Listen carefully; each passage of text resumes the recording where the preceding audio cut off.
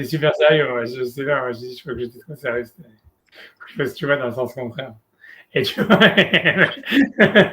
et tu vois, en tous les cas, en tous les cas, donc, en tous les cas, donc, ça, je me suis choisi, et je sais pas pourquoi, tu vois, ça veut dire, voilà, je dis comment j'ai commencé le cours, donc que ça, c'est un pasouk, donc ça, c'est le premier pasouk qu'on ramène dans les ichronotes de Rosh Hashanah. Il va me dire, ok, c'est sur c'est vrai, bon, le cours, c'est beaucoup basé sur Rosh Hashanah, c'est pas sur Rosh Hashanah, je vais simplement essayer d'expliquer tu vois, ouais, je m'en fous, je vais expliquer. Ça veut dire, voilà, je pense pas, je sais pas si je vais faire l'introduction normale. Ça veut dire, l'idée, c'est que, tu vois, en réalité, ce qu'on voit, c'est que à l'époque du Beth Amikdash, dans le premier Beth Amikdash, le seul jour où il faisait la tefila, ça veut dire où il y avait une tefila rituelle, une prière rituelle, c'était à Rosh Hashanah, puisqu'on l'a déduit des psukim, etc. Et les autres jours, il faisait pas la tefila, parce qu'il y avait les corbanotes, et même à Yom Kippour, il y avait les corbanotes, et il n'y avait pas vraiment de tefila. Et le seul jour où il y a vraiment une mitzvah midoraita de prier, c'est à Rosh Hashanah. Et maintenant, tu vois, la question de tout ça, c'est que quand tu regardes, en fait, la mitzvah, ça veut dire d'où est-ce qu'on apprend, tu vois, comment est-ce qu'il est structuré, le moussaf de Rosh Hashanah, etc. En fait, il est basé spécifiquement sur des psukim, tu vois. Ça veut dire, on dit, voilà, on apprend de la Gemara, en fait, qu'il faut dire 10 psukim de royauté, 10 psukim de souvenirs, 10 psukim qui parlent du chauffard, etc. Et pour moi, cette idée même, tu vois, de dire, en fait, comment est-ce que la prière, tu vois, c'est quel sens ça a de dire des psukim, des versets à Hachem, comme si on venait, on va enseigner la Torah à Hachem, tu vois, comme si on fait un cours de Torah à Hachem, à Rosh Hashanah. Et tu vois, comment est-ce que c'est possible que la seule prière, en fait, la seule prière de l'année, si tu veux, qui était à Midoraita, en fait, elle soit basée sur des psukim, et quel sens ça a tu vois, puisque le principal de la mitzvah, c'est pas de cette prière, c'est de dire des versets devant Hachem, des versets de la royauté, des versets qui parlent du souvenir, des versets qui parlent du chauffard, etc. Et pour moi, la question, c'est de savoir en quoi tu vois quel sens ça peut avoir de dire des versets dans la tefila. Et tu vois, ça veut dire, moi, j'étais parti de cette question. Pour moi, tu vois, c'était une interrogation. Mais en réalité, tu vois, parce que, bon, voilà, je dis ça comme ça. Mais ce que ça voulait dire pour moi, ce que j'ai déduit de ce que j'ai compris de ça, ce que j'ai vu après, il y a plein de choses, j'ai des sources sur ça. Mais c'est-à-dire qu'en fait, ce qu'on retrouve, c'est que il semblerait que l'agmara, ça veut dire qu'en fait, ça veut dire la différence entre l'étude et la prière. En fait, c'est pas hermétique comme on croit. Ça veut dire que de dire, ah, voilà, ça veut dire la prière, c'est ça, ok, je vais demander les choses à Hachem, ce que j'ai besoin, ou peu importe, tu vois, etc. Et dans l'étude, je vais simplement étudier les lois de la Torah.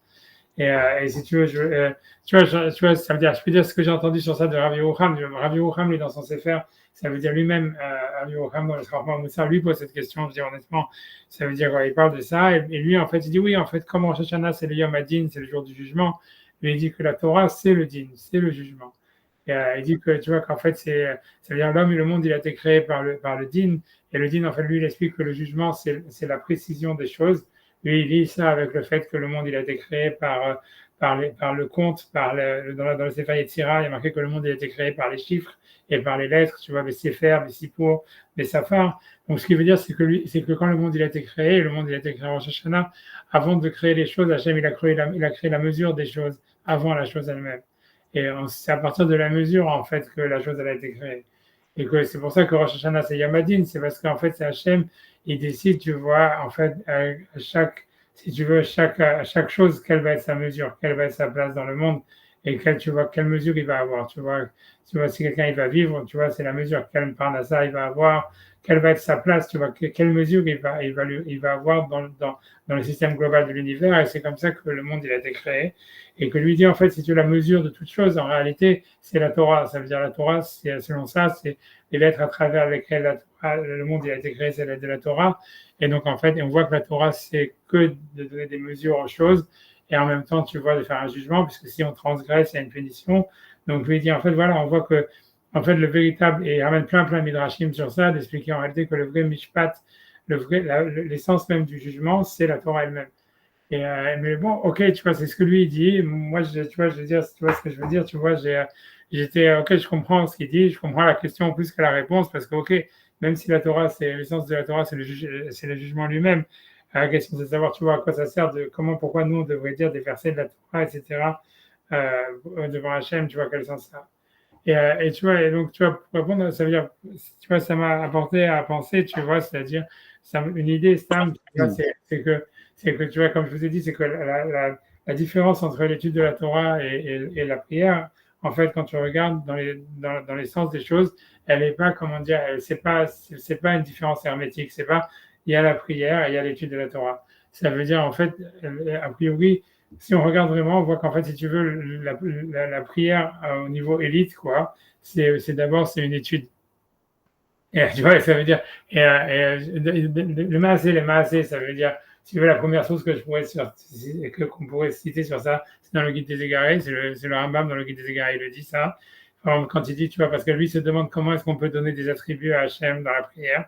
Même il dit, voilà, comment est-ce qu'on peut dire Ael, Agadol, Agibor, Vanora. C'est comment, puisque Dieu, voilà, il est ni grand, tu vois, ni petit, ni rien. Donc, en fait, comment est-ce qu'on peut dire qu'il est grand ou redoutable, etc. Et bon, ici de la Gemara qui dit en fait qui est connu qu'il y en avait un Chazan qui a commencé à rajouter des louanges Ouais. et la Gemara dit là c'est une insulte, etc. Et la Gemara dit nous on le dit parce que Moshe il a dit ou quelque chose comme ça, tu vois. Tu vois la question elle est de dire ça veut dire on dit ces trois attributs de Haël, Agadol, Agilor, Vanora ou tous les attributs qui sont en fait qu'on dit dans la prière, c'est parce que c'est Moshe qui les a dit. Lui se demande mais qu'est-ce que ça veut dire que c'est Moshe qui les a dit, tu vois, dans le Guide des Égarés, qu'est-ce que ça veut dire et même si Moshe l'a dit, ben voilà, la question est sur Moshe, tu vois. Et donc lui il dit que le pshat, c'est que comme c'est Moshe qui l'a dit et c'est des psukim de la Torah, donc c'est pas de la prière, c'est de l'étude et c'est pour ça qu'on peut le dire. Ça veut dire que ça veut dire que la raison pour laquelle on peut dire, tu vois, des attributs d'Hachem, c'est dans le Guide des Égarés. Ça, je ne pourrais pas le faire. Je n'ai pas ramené sur ce terme, mais ça veut dire, regardez, ça veut dire, il dit en fait, c'est comme c'est de l'étude, c'est pour ça que c'est dans la première bénédiction, parce qu'en fait, Hachem, parce qu'on doit étudier, on doit faire la prière à partir de l'étude. Donc, comme c'est des psukim de Moshe, donc c'est de l'étude, et c'est pour ça qu'on peut le dire. Et c'est pas, en fait, si tu veux, c'est pas de l'ordre de la prière elle-même, quoi, quelque chose comme ça. Et bon, mais tu vois, mais je veux dire, tu vois, ça veut dire, tu vois, ça veut dire, ok, ça veut dire, je donne ça comme, on va dire, comme une première source, mais je vais parler, tu vois, je vais parler d'une deuxième source, on va dire, plus kabbalistique. Tu vois, tu vois, tu vois, il y a un sefer, tu vois, je l'ai amené ici, un sefer qui s'appelle le Sha'arei Ora. Ça veut dire, le Sha'arei Ora, c'est un livre de Kabbalah qui a été écrit, en fait, à la même époque où, en fait le Zohar il est sorti en Espagne vers le XIVe siècle. Donc lui c'était le Sha'arei, c'est le Mahari d'Ikatilka, c'était un auteur en fait qui était la chavruta de celui qui a soit écrit le Zohar selon ceux qui ne croient pas que c'est authentique, ou en tous les cas celui qui a publié le Zohar. Et en tous les cas, il faut que j'arrive à le retrouver à des secondes. Ouais, je vais essayer de trouver. 14e siècle, vous avez dit? Je pense, ils ont marqué ici dans ces pareils, ils ont marqué 13e siècle. 13e siècle. 13e siècle, donc c'est 13e siècle. Et si tu veux, c'est Rav Yosef Dikatilka, ils disent Middle Age Spain, Tirka à 1260, et ils disent sa mort, il n'aurait pas vécu longtemps selon eux, et sa mort, ils mettent 1300. Il n'aurait vécu que 40 ans, selon ce qu'ils disent. Bref, mais en tous les cas, tu vois, le Gaon de Vilna, il disait, tu vois, c'est un livre qui a été beaucoup accepté, tu vois, dans le monde de la Torah. Tu vois, voilà, dans ces varias, ils disent que le Harizal, il disait que ce livre, c'était la clé qui permettait la compréhension de la Kabbalah. Et le Gaon de Vilna, il disait à ses élèves de l'étudier aussi, le Shmuel Nissan. Ça veut dire c'est un livre tu vois, voilà, c'est un livre qui a été, voilà, qui a été reçu. Mais ce qui est intéressant dans ce livre, si tu veux, c'est un très intéressant. Le livre, voilà, je montre ici si vous voulez. Tu vois, ça veut dire dans le début du livre, ça c'est vraiment le début du livre, où en fait, tu vois, c'est un livre qui est super intéressant parce qu'il ne va pas par quatre chemins. C'est quelqu'un qui lui demande, il lui dit, voilà, en fait, je sais que avec les noms d'Hachem, en fait, si on connaît les noms d'Hachem, on peut recevoir tout ce qu'on veut. Et alors, est-ce que tu pourrais m'enseigner, en fait, c'est quoi les noms d'Hachem qui me permettraient de recevoir, en fait, tout ce que je veux, quoi, de gagner tout le temps, etc. Et le Rav Yosef dit Katilka, il lui dit pas, t'es complètement idiot et tout ça. Il lui dit non, t'as raison et tout ça, c'est ça exactement ce qu'Hachem il veut, etc. Tu vois, on peut lire l'introduction si vous voulez. Tu as dit Shalta Mimeni, c'est-à-dire tu m'as demandé, Achi Edith Nafshi, mon ami, mon frère, d'ailleurs, Banecha, natif, de t'illuminer ton visage dans le chemin, Benyan Shimotav, c'est la Kadosh Baruch Hu, en ce qui concerne les noms d'Hachem, qui soit béni, la Fik Bam Retzoncha, pour recevoir en fait ce que tu as envie, pour que tu puisses combler tes désirs. ou la guia les Bahem Limros Khetsecha, et d'arriver grâce à ces noms d'Hachem à l'endroit de ton désir. Il dit, puisque j'ai vu que ton intention, en fait, si tu veux, elle est plus droite que ta question, ce qui veut dire, grosso modo, c'est que, en fait, lui, il pense que si jamais quelqu'un, il veut apprendre la Kabbalah ou les noms d'Hachem parce qu'il veut recevoir ce qu'il a envie, en fait, ce qu'il a envie, c'est d'être proche d'Hachem. Et en fait, les désirs qu'il a, c'est qu'un prétexte que son inconscient, il lui met pour lui faire croire qu'en fait, il veut des choses, mais en fait, ce qu'il veut, c'est être proche d'Hachem. C'est pour ça qu'il lui dit que, en fait, c'est pour ça qu'il faut pas, si tu veux, lui, tu vois, ça veut dire, dans l'histoire, d'une manière générale, pour lui, il pense que le désir, c'est super important, tu vois. Ça veut dire que Hachem ne veut pas qu'un homme ait un désir frustré. Et pour lui, le désir, c'est en fait, ça doit être utilisé comme un ustensile pour se rapprocher d'Hachem. Et dans le sens que, tu vois, c'est ça la connaissance des noms d'Hachem, tu vois. Parce que donc, en tout cas, c'est ça que je dis, tu vois, je lis là, c'est le premier paragraphe du livre, je dis ça, donc, je vais te faire savoir c'est quel le chemin qui permet de distribuer la lumière. Et quel est le chemin qu'Hachem il désire lui-même ou pas. Donc, quand tu comprendras ça, alors à chaque fois que tu feras une prière, Hachem il te répondra. Et tu se rapproches de lui, et tu l'aimeras de toute ton âme. Et tu te délecteras de la présence d'Hachem, et il te donnera tous les désirs de ton cœur. Mais ce que je veux dire, ok, donc c'est de ça ce qu'il parle. Mais maintenant, si tu veux, tu vois, bref, tu vois. Ce dont il parle, c'est du désir. Comment? Ce dont il parle, c'est du désir, c'est ça? Ouais, il parle surtout du fait que de faire la tefila à Hachem pour qu'Hachem te donne tout ce que tu veux, etc. Lui, il va dire en fait que le sens de la prière, pour qu'une prière soit acceptée, en fait, il faut savoir quel nom utiliser pour demander quoi. Et pour lui, l'idée, c'est de lui il va expliquer en fait que tout le Tanakh, en fait, c'est simplement chaque passage du Tanakh, chaque mitzvah de la Torah, en fait, elle correspond à un nom d'Hachem qui correspond, en fait, tu vois, à une ouverture qui permet d'accéder à Hachem. Et en fait, l'idée, c'est de comprendre, en fait, c'est quoi ces noms pour savoir comment, en fait, demander à Hachem la chose qui correspond à ce nom. Et c'est ça ce qu'Hachem il veut. Et c'est pour ça que, et grosso modo, tu vois, c'est ça ce qu'Hachem il a fait. C'est-à-dire, tout le livre, il va comme ça, etc. Mais pour moi, tu vois, ça veut dire, il fait une grande. S'en fout, hein. Au début, il parle sur tout le truc, il parle tous les passages d'Agmara, où en fait, que tous ceux qui ont utilisé le nom d'Hachem, qui ont été punis, etc. Et lui, il dit, blablabla. Mais ce qui est intéressant pour moi de montrer, c'est ça. C'est quand il veut expliquer ça, il dit, par exemple, donc,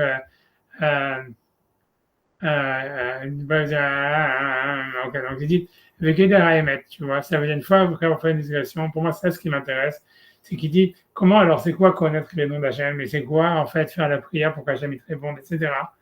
Donc, c'est tout ce qu'il va expliquer dans le livre, mais il dit comme ça, dans l'introduction du livre, il dit ça, il dit Vekeder Haemet, ça veut dire la définition de la vérité, au Masoret Avrit et la tradition de l'alliance, qui a retiré la Sik Rafetsav, Benyan Shimotav Shalakadosh Baruch Hu, que celui qui veut recevoir ses désirs en utilisant les noms d'Hachem, ou Sheish Tadel Adam Bechol Koro, c'est qu'un homme il doit faire des efforts de toute sa force, tu vois, toute sa force, la Torah, d'étudier la Torah, la Sik Kavanat pour comprendre le sens Kol Shem Veshem de chacun des noms, Notan Hashemot HaKodesh, des noms de ces noms, Aniskarim Torah, qui sont mentionnés dans la Torah, Kegon, Ehyeh, Yudke, Yud Hashem, Yudke Bavke, Adnut, El, Eloka, Elokim, Shakai, Tsevakot, etc.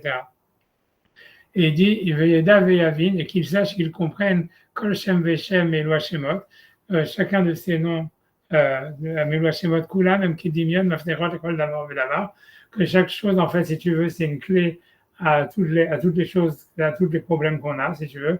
Shadam Tsarik, Lekol Sad Venyan Baolam, ça veut dire chacun correspond à une nécessité spécifique qu'un homme il a besoin dans le monde. Donc, chez Idbonen Belu Hashemot, et quand il va réfléchir sur ces schémas, il va voir en fait que si tu regardes tout le Tanakh, tu vas voir en fait que c'est que des articulations de ces schémas d'Hachem qui sont utilisés à certains moments spécifiques. On voit que dans certains passages, on va utiliser le mot Shakai, dans certains moments Elohim, et d'autres schémas. Et à chaque fois, si tu regardes en fait sur le contexte, tu peux comprendre en fait quelle est l'intention de ce schéma, pourquoi est-ce que la Torah utilise ce schéma-là à ce moment-là, etc., et pas un autre, etc. Mais donc il dit, et à la fin, si tu comprends ça, tu vas voir que tout le Tanakh, en fait, c'est qu'une articulation de comment ces schémas ils sont organisés et comment ils sont en fait structurés les uns par rapport aux autres. Tu vois, bon, bref, mais tu vois, moi, ce que je veux dire, tu vois, j'avance, tu as dit, c'est quoi la Torah Kula, la mitzvot Talmud, et que si tu veux, tu vas comprendre que toutes les mitzvot de la Torah, elles dépendent de certains schémas. Et quand tu connaîtras l'intention, la direction de chacun de ces schèmes, là, tu vas comprendre la grandeur de celui qui a dit que le monde soit. Mais et tu vas craindre et tu vas avoir de lui. Mais avec vous, tu vas avoir un désir d'être collé à lui. Par le fait que tu vas connaître ses noms. Mais ces noms, comme il a dit, ça commence par l'étude de la Torah de toutes tes forces. Vas-y, et à ce moment-là, tu es proche d'Hachem, et ta prière, elle sera toujours acceptée. Et tu vois, après ça, il dit, c'est pour ça, par exemple, dans les Télim, il y a marqué Asagavi ou Priyada Shemi, Yikraeni Veneu. Dans le Mizmor des Psaumes 91, il y a marqué, je vais le surélever parce qu'il connaît mon nom, il m'appelle et je vais lui répondre. L'homme Katouf Asakavi ou qui score Shemi, il n'y a pas marqué, je vais le surélever parce qu'il a mentionné mon nom, et la Kiyada Shemi, parce qu'il connaît mon nom. Ayedia Yaikar, le principal, c'est la connaissance. Et après, si tu veux, le fait qu'on appelle et qu'on ait répondu, c'est quelque chose qui est automatique à partir du moment où on a la connaissance. Que le marché les d'avoir, que quand il aura besoin de quelque chose, il et que, attention sur ce nom, chez toi d'avoir ou que le nom, en fait, il dépend de ça. Donc je vais lui répondre. Tu vois, après, il y a plein d'exemples. Tu vois, ça veut dire, il dit à Yaakov qu'il utilise quel shakai, que Abraham, il utilise le Shem Adnout, et que tu vois, et après ça, il va expliquer tout le livre, il est assez long. Et tu vois, tu vois, Manitou, il a fait 70 cours sur ce livre. Ah bon? Ouais, c'était édité en hébreu et en plus, c'est gratuit online. Tu vas sur manitou.org. Tu as 4 années ou 5 années de cours. Honnêtement, moi, je pense, tu vois, que c'est en hébreu les cours, mais c'est en hébreu très simple avec un super gros accent français, tu vois. Mais le truc, c'est, je sais pas, moi, je pense, moi, j'ai lu, tu vois, etc. Moi, au début, je me suis intéressé au livre rien que parce qu'il y avait les cours de Manitou dessus. Mais en fait, tu vois, Manitou, en fait, tu vois, tu vois, il tourne beaucoup. Ça veut dire, enfin, j'en sais rien. Moi, Pourquoi vous vous êtes intéressé au Manitou? J'ai pas compris. Alors. parce que tu vois, Manitou, j'en sais rien. C'est pas, c'est un très grave. Je sais pas, Manitou, moi, je pense que tu vois, c'est un palo Hakodesh et je pense, tu vois, je sais pas comment expliquer, tu vois. Alors, ça, c'est une autre histoire, tu vois, mais Ok. Non, mais, ok. c'est une autre histoire, tu vois. Non, je pense que, tu vois, ça veut dire. Je sais pas, tu vois, moi je pense que Manitou, honnêtement, tu vois, ça veut dire, il pose, je vois, je ne vais pas juger, tu vois, mais moi je pense qu'il pose toujours les bonnes questions. Et, mais voilà, après ça, les réponses, c'est autre chose. Mais voilà, quoi, après ça, tu vois, moi-même, j'étais pas intéressé par ça du tout, mais c'est parce que comme les élèves que j'ai maintenant en Israël, ils sont vachement dans ces trucs-là, dans la Kabbalah et compagnie, et pour moi, tu vois, moi je suis pas du tout là-dedans, et que, en fait, je me dis, ouais, en fait, l'autre rave, tu vois, ça veut dire qu'il a fait un truc comme ça, tu vois, à moitié rationnel, et que, tu vois, que ça pouvait être une intro à la Kabbalah, tu vois, quand j'ai vu en plus qu'ils ont édité le livre, alors j'ai demandé à ma fille qu'elle me le ramène et tout ça, et tu vois, etc. Mais bon, après ça, je te dis, moi, j'ai pas été, je pense, tu vois, que dans le livre, en fait, si tu vois Manitou dans ses cours sur le Shariora, et tu vois, en fait, lui, il a fait plein de lectures kabbalistiques, d'autres livres, en fait, tu vois, qui citent, je pense pas, enfin bref, mais et qu'en fait, tu vois, c'est un cours, ça veut dire, en fait, il explique pas le Shari'ora, quoi, grosso modo. Ça veut dire, il tourne autour, il dit plein de choses, c'est intéressant. Moi, j'ai pas écouté non plus beaucoup de cours, etc. Mais en fait, ça explique, tu vois, j'en sais rien, tu vois, ça veut dire, à mon avis, ça explique pas tellement. Ça veut dire, il fait l'impasse sur le livre lui-même, quoi, à mon avis, quoi. Enfin bref, j'ai pas commenté sur ça, mais c'est-à-dire, tu peux les écouter, ils sont online, c'est super sympa à écouter. Mais tu vois, il est très lent, Manitou, quand tu parles. Hein. Il est très, Ah, tu vois, ça veut dire, c'est pas qu'il parle lentement, mais c'est que c'est vraiment à lenteur française, tu vois, universitaire. Ça veut dire, c'est pas, ça veut dire, voilà, il est pas, tu vois, c'est le contraire. Si tu veux, Manitou, moi j'aime bien Manitou parce que c'est vraiment le contraire de moi, tu vois. Ça veut dire, tu vois, moi, si tu veux, moi je suis très concis dans ce que je dis. J'ai du mal à développer les idées, tu vois. Tu vois, tout est dans l'ordre, presque de l'ordre du. Tu vois, moi je fais que des esquisses en fait. Si tu regardes, tu vois, c'est toujours des plans. C'est un peu, tu vois, si tu veux, du artistique, c'est un peu comme Calder ou des choses comme ça. Si tu vois, c'est des structures où il n'y a pas vraiment de fond. Tu vois, il manque à chaque fois du fond. Tu vois, alors que tu vois, Manitou, c'est vraiment, tu vois, c'est plutôt du Rembrandt, tu vois, c'est vraiment, tu sens la texture de la peau, tu vois, tu vois, voilà quoi, donc, tu vois, donc, c'est pour ça que ça m'intéresse aussi, Stam. J'ai pas le temps, honnêtement, d'écouter tout ça, tu vois, mais Stam, mais c'était intéressant. C'est aussi parce que j'ai des élèves, tu vois, qui étaient des élèves de Manitou, et tu vois, donc je voulais savoir, tu vois, si tu veux, en fait, dans la pensée française, si tu veux, si tu veux, si tu veux, le dernier rap français qui a fait, tu vois, qui était à l'époque, ou encore, si tu veux, c'était des belles années, tu vois, ces années où il y avait encore un idéalisme, où tu vois, Mm. tu vois, etc. Donc, si tu veux, c'est vraiment, tu vois, si tu veux, ça a été le point culminant, on va dire, tu vois, c'est un Talmud Chacham aussi, tu peux dire ce que tu veux, tu vois. Donc, bref, c'est intéressant ce qu'il dit, tu vois, Ah, il fait pas des cours avec rien, tu vois, ça veut dire, c'est intéressant de savoir de votre part savoir que vous considérez comme Talmud Racham, c'est intéressant. bah, mais c'est sûr, certainement, hein, je veux dire, tu vois, je veux dire, tu vas bien avec ça veut dire, en tous les cas, je pense, tu vois. Ouais, tu vois, whatever. Mais, Ah, mais savoir que c'est solide, quoi, que selon vous. ouais, non, c'est sûr, de toute façon, c'est pas la peine. Tu vois bien que c'est court, t'as qu'à écouter ses cours, tu vas voir. Ça veut dire, c'est tout Ouais. avec. Ça veut dire, il cite beaucoup plus que ce qu'il dit, tu vois. Ça veut dire, en fait, il y a beaucoup plus de références. Mais Mm. voilà, c'est des références kabbalistiques et tout ça. Après, ça, c'est son style, tu vois. C'est un style, tu vois, c'est un style. C'est pas classique, tu vois. Ça veut dire, c'est sûr, tu vois. Je sais pas. Bon. Ouais, mais lui, il était une grande massorette de Rabbanim, tu vois. Son père, Oui, c'est ça, ça se sent. Ouais, ouais. tu vois, donc c'est pour ça que lui, il n'est pas dans la massorette yeshiva.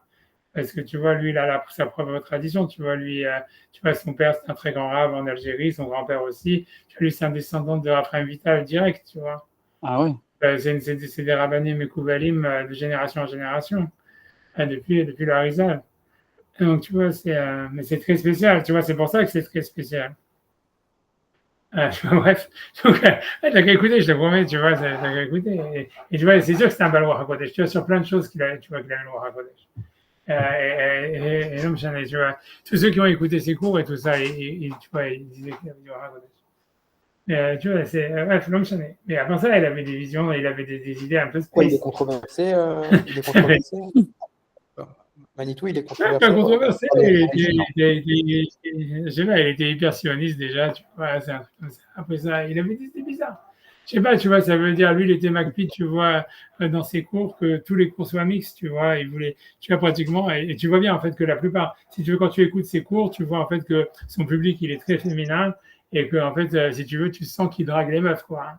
Et tu vois, c'est ma vision personnelle, mais tu vois ce que je veux dire. Et c'est pour ça qu'en même temps, tu vois, c'est un peu le contraire de moi, tu vois. Tu vois, les meufs, elles ne peuvent pas le supporter, c'est tout à fait réciproque et tout ça. Donc c'est pour ça que, tu vois, moi, tu vois en lui une personnalité vraiment opposée, tu vois. C'est pour ça que ça m'intéresse. Tu vois, tu vois, tu vois là, donc c'est spécial, c'est à écouter, tu vois. Et honnêtement, il a toujours des bonnes. Si tu veux, les cours qu'il a sur la paracha et tout ça, etc., en fait, il a toujours les bons sujets. C'est-à-dire, il a les bons sujets qui intéressent les Mm. Français, quoi. C'est Ouais. toujours, si tu vas faire un cours de Torah et que tu ne sais pas sur quoi parler, tu regardes ce que Manitou il a dit et tel sujet. Après ça, son développement, moi, j'ai toujours trouvé ça très faible, très, tu vois, voilà, ça veut dire qu'il part toujours, tu vois, c'est au niveau de la tradition, tu vois, il part toujours d'une manière comme quoi tu vois, il présente la chose comme si c'était quelque chose qui était original, et à la Ouais. fin, il arrive toujours sur des idées en fait très très conservatives, quoi. Tu vois que c'est un peu le contraire de moi aussi, tu vois. Ça veut dire que moi, en fait, tu vois, je présente la chose comme si c'était très conservatif, alors que c'est très original, tu vois. Tu vois, il y a une grande symétrie, sur plein de points de vue. C'est pour ça que ça m'intéresse. Tu vois, tu vois, donc genre, c'est même le rapport à la raison, la manière de construire les raisonnements différents, tout ça. Tu vois, c'est pour ça que ça m'intéresse. Ouais, et juste parce que là, c'est vraiment une deuxième question, mais c'est sur le texte lui-même. Ce qui me Ouais. surprend beaucoup, c'est le rapport à l'amour d'Hachem qui a un rapport intéressé. Et c'est peut-être parce qu'on apprend que l'amour, il est comme ça, mais on a vraiment l'impression que et tu aimeras Hachem et tu t'attacheras à Hachem parce qu'en fait, et, et c'est le sentiment intérieur personnel qui est un peu naturel, c'est qu'effectivement, on attend des prières qu'elles soient exaucées et que ça qui nous renforce dans l'amour, quoi. En même temps, ça paraît très vrai, hein, en même temps, ça paraît Voilà. très détaché de ce que l'amour, il est censé être, quoi. Ou je sais pas ce que vous Moi, pensez. j'ai entendu là-dessus que c'est exactement ce que Hachem il veut, c'est que tu sois intéressé. Ça, c'est très Chabad et tout ça, mais c'est là que dans la Kabbalah, si tu veux, dans la Kabbalah, c'est vachement comme ça, tu vois. Et on va parler de ça, tu vois, si on y arrive, tu vois, parce que là, pour l'instant, je suis encore dans l'introduction. Ouais. Et ça veut dire mais non, parce que pour moi, tu vois, c'est le point central de Yamim Noraïm et de Rosh Hashanah Yom Kippour, tu vois. Tu vois, c'est de savoir, en fait, qu'est-ce qu'il faut demander, quoi, grosso modo. Tu vois, et c'est ça l'histoire. Mais ce que je veux dire, en tout cas, moi, ce que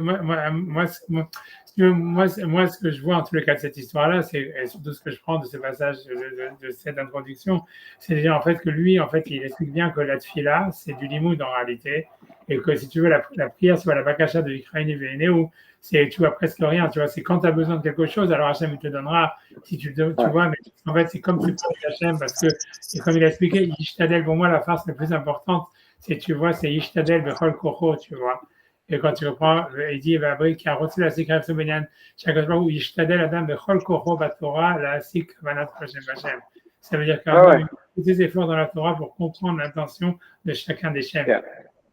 Et tu vois, et ça veut dire, donc il dit pas non plus, tu vois, voilà, bien que lui, il va donner des clés de lecture, mais de tous les schémas, mais lui-même, il dit pas, il suffit de lire mon livre et tu vas tout savoir. Il dit à la personne, en fait, voilà, je peux te donner une méthode de savoir, en fait, déjà, la méthode, elle est déjà là, de regarder quel schème il est utilisé dans quel passage de la Torah et pourquoi, mais toi, tu vas comprendre, parce qu'en fait, justement, ton désir, il va, si tu veux, Hachem, il va te faire découvrir l'intention de ce schème par rapport à tes désirs personnels et ça sera ton interprétation, tu vois, ta compréhension. Tu vois, c'est pour ça qu'il dit pas ce schème, il va servir, si tu veux gagner un bateau, c'est ça, si tu veux, tu vois, en fait, l'idée, c'est plutôt, tu vas voir, en fait, grosso modo, ce qui est intéressant dans cette histoire-là, tu vois, ce que tu, voilà, le vrai problème, voilà, j'avance. En tout cas, pour l'instant, je vais dire simplement que ça, tu vois, c'est tout. Et lui, ici, de passer de Kraini, Vénéou, etc., ça Gévo, qui a la chimie, que tu vois, en tout cas, ce que je veux dire, ce que tu vois de là, ce que je veux dire dans cette histoire-là, après, sinon, tu vois, c'est comme je vous dis, j'étais parti sur l'idée de dire, en fait, pourquoi est-ce que dans le Moussaf, si le Moussaf de Rosh Hashanah, c'est la seule prière qu'on est vraiment obligé de faire, Midoraita, etc., et c'est pour ça que, tu vois, on ne mange pas certaines choses la veille pour pas avoir de la salive qui nous empêche de faire la prière, etc., et comme on a vu qu'elles datent depuis le premier Beth Amikdash, mais si, pourquoi cette prière, en fait, la mitzvah de la Torah, c'est de dire des versets devant Hachem. Et tu vois, l'idée, c'est que je veux dire, tu vois, je vais citer le guide des égarés qui disait, voilà, en fait, que si on peut dire des attributs à Hachem, c'est parce que c'est de l'étude et c'est pas une prière. C'est ça ce que la Gemara voulait dire en disant, c'est parce que Moshe, il a dit. Mais ici, encore une fois, la même chose, si tu veux, en plus, où on te dit, en fait, si tu veux, qu'en fait, la connaissance des noms d'Hachem, c'est ça la prière, et la connaissance des noms d'Hachem, c'est à travers l'étude de la Torah, de toutes ses forces, sur les passages qui ont un rapport avec ces noms d'Hachem. Mais ça veut dire grosso modo que l'étude et la prière, on voit en tous les cas, c'est pas aussi hermétique qu'on le pense, tu vois, comme si c'était deux choses différentes. Et la question, tu vois, ça veut dire, c'est de savoir qu'est-ce que ça veut dire, tu vois, comment c'est comme ça, etc. Et tu vois, par la suite, si tu veux, le Maï de Katika, il va citer une autre Gemara. Mais moi, ça veut dire, je vais pas, tu vois, je vais peut-être citer ce que lui après dit sur cette Gemara, mais pour moi, la Gemara en elle-même, elle est super importante. Ça veut dire, donc, je vais essayer de la ramener, 2 secondes. 2 secondes. C'est pas, qui est basé sur un pasouk dans Kohelet. 2 secondes, parce que j'ai pas changé. J'arrive.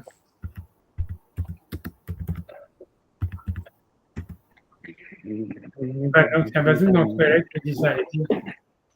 C'est un pasouk, tu vois, voilà, ça veut dire.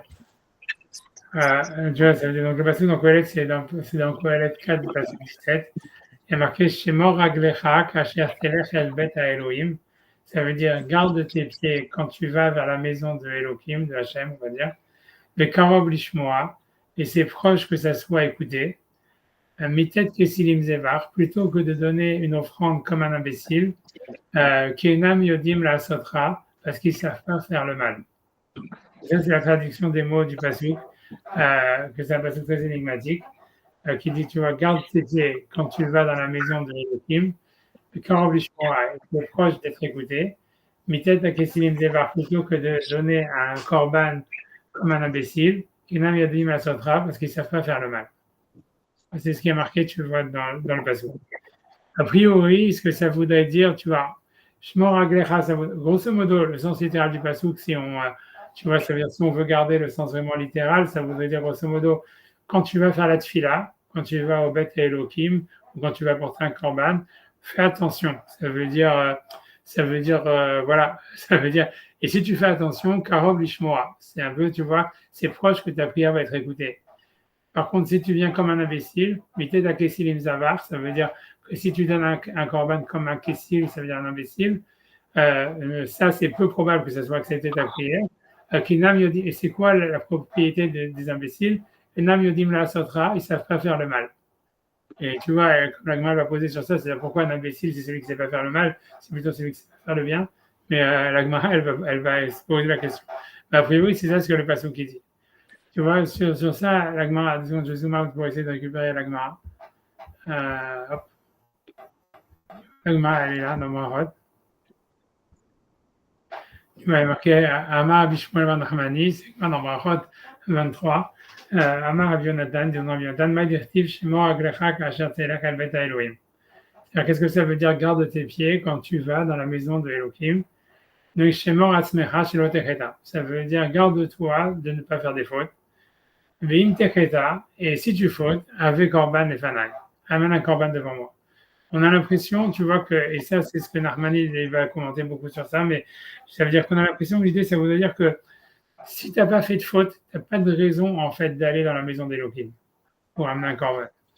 Et, tu vois, ça voudrait dire, en fait, ça veut dire grosso modo, a priori, si on s'arrête là, ça voudrait dire plutôt, tu vois, ça voudrait dire qu'en fait, amener un Korban ou aller faire la prière, justement, ça doit répondre à une nécessité ou à une crise ou quelque chose, tu vois. Tu vois, je ne sais pas si vous vous souvenez, on a vu, je ne sais pas, Nachmanide que lui pensait que la mitzvah de faire la tefila, elle est que quand on a des problèmes.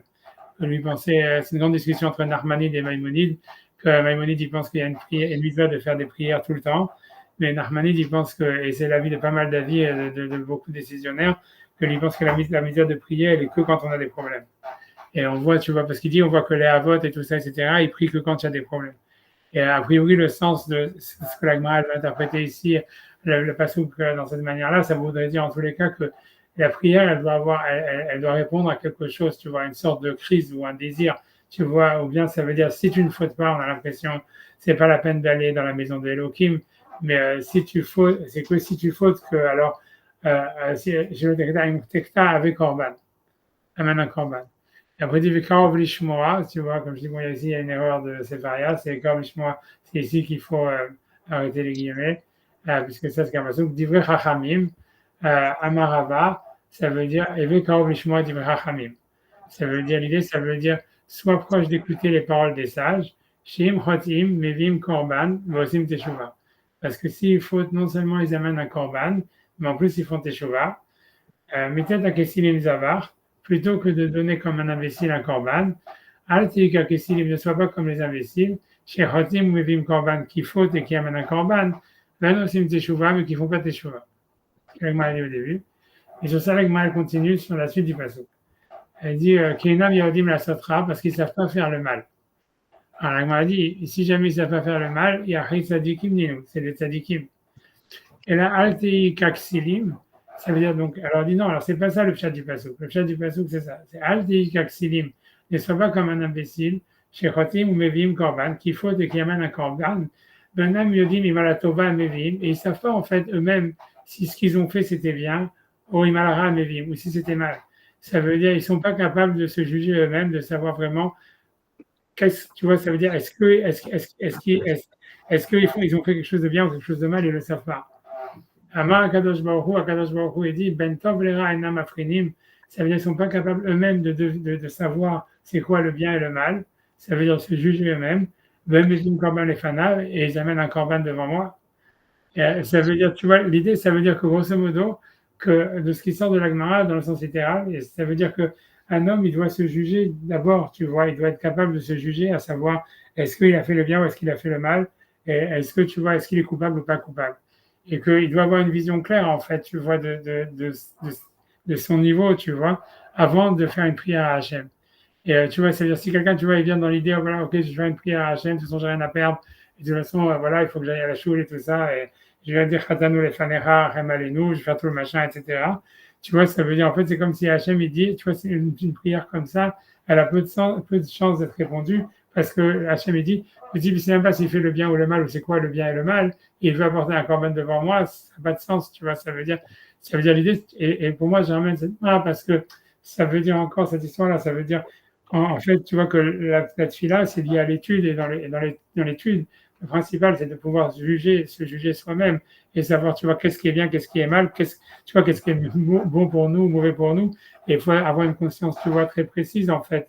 Comme tu vois, quand on parlait du désir, ça veut dire, en fait, tu vois, l'idée, c'est le désir, en fait, c'est ça ce qui peut justifier la tefila. Mais il faut que, tu vois, le truc, c'est que tu peux désirer des choses par mimétisme en disant, voilà, je vois tous mes copains, j'en sais rien, ils ont une villa comme ça, ou ils ont des enfants comme ça, ou ils ont une femme comme ça, moi, je veux ça, tu vois. Ou bien, tu vois, je vois tous mes copains, ils connaissent toute la Gemara comme ça, ils ont écrit des livres comme ci, ils ont fait ça. Moi aussi, je veux faire la même chose. Tu vois, et en fait, tu crois que c'est ton désir, mais en fait, c'est pas un désir que tu as analysé à savoir s'il était bien ou mal pour toi, est-ce que c'était ça ce qui te correspondait ou pas. Et en fait, tu demandes simplement par mimétisme en disant, ouais, sûrement, tu vois, si tu veux, sûrement c'est ça ce qui me manque, tu vois, sûrement c'est ça ce que j'ai besoin. Et l'idée, tu vois, de la Gemara, c'est de dire ici, en fait, tu vois, il faut déjà, tu vois, et ça veut dire, si tu veux que ta prière soit acceptée, il faut que déjà tu sois capable de juger toi-même, en fait, qu'est-ce qui est bien, qu'est-ce qui est mal, et qu'est-ce qui est bien pour toi, qu'est-ce qui est mauvais pour toi. Et que ça, si tu veux, c'est la racine, tu vois, de la tefila. Et tu vois, c'est quelque chose, tu vois, en fait, qui est plus du niveau de l'étude et de la réflexion, plutôt que juste, tu vois, de demander à Hachem comme tu vas demander à la tzedaka comme un mendiant, quoi. Et tu vois, tu vois, c'est la capacité de se juger soi-même d'abord. Tu vois, c'est pas Hachem qui doit te juger, c'est toi qui dois te juger. Et à partir de ce moment-là, tu peux commencer à demander à Hachem des choses. Tu vois, du désir, etc. Tu vois, c'est même au niveau spirituel. C'est toi qui dois juger, en fait, qu'est-ce qui est bien pour toi spirituellement, qu'est-ce qui est mauvais, pourquoi, etc., etc., tu vois.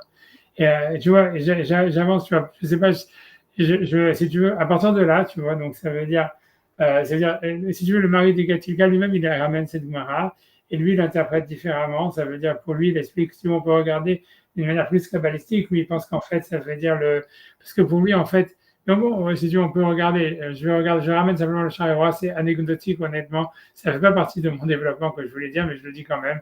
Voilà, puisqu'on l'a ramené. Mais tu vois, ça veut dire, quand il parle sur les schémas, etc., et donc après qu'il apporte des exemples, etc., blablabla, il dit, ok, 2 secondes. J'espère que je vais le retrouver.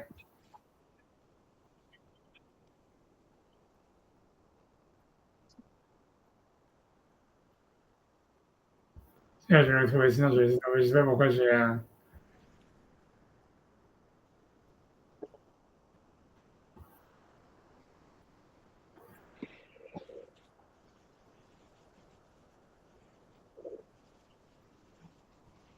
Ouais, je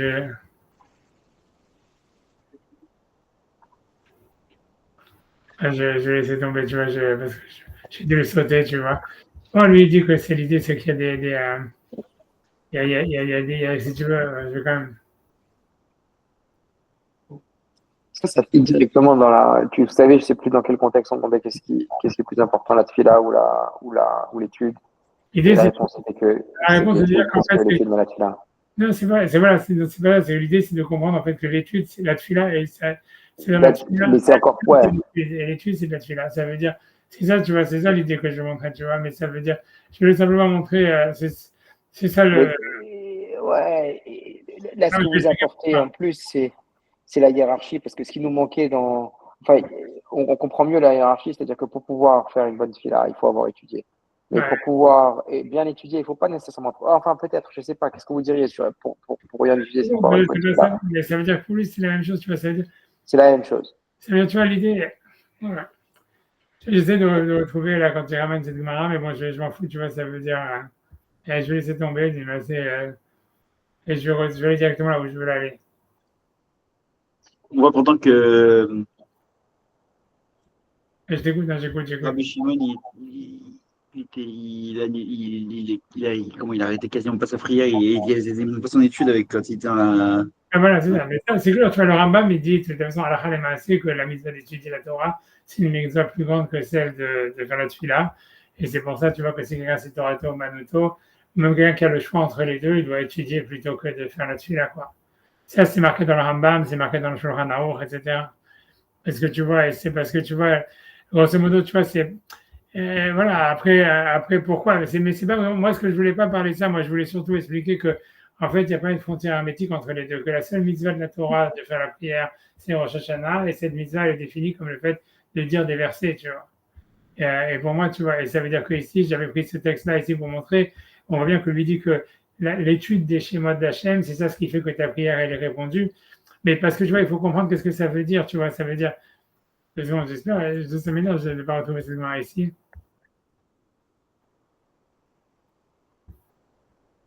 C'est pas grave si je ne le retrouve pas, je sais, Mina Shemaim. Mais, mais tu vois, ça veut dire, Mais voilà, mais ça veut dire, dans ce sens-là, tu vois ce que ça veut dire, c'est qu'en réalité, et ce que je vais expliquer, ça je vais grandir sur cette idée, mais ça veut dire qu'en fait, l'étude de la Torah, dont il est question à Rosh Hashanah, et dont il est question ici, c'est en même temps, tu vois, c'est une étude qui permet de savoir vraiment, de te juger toi-même, et de savoir vraiment c'est quoi ton désir, et qu'est-ce que tu dois demander, etc. Et en même temps, si tu veux, de te rapprocher d'Hachem, tu vois, par rapport à ça. Et tu vois, ça veut dire, j'arrive pas à l'autre question.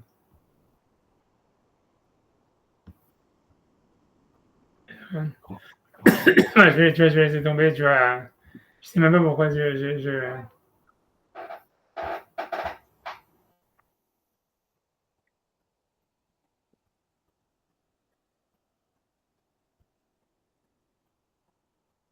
arrêter de chercher. Mais bon. Et en tout cas, c'est pour ça qu'après ça, si tu veux, j'avais ramené un des premiers psukim sur lequel j'avais voulu expliquer. Tu vois, ça veut dire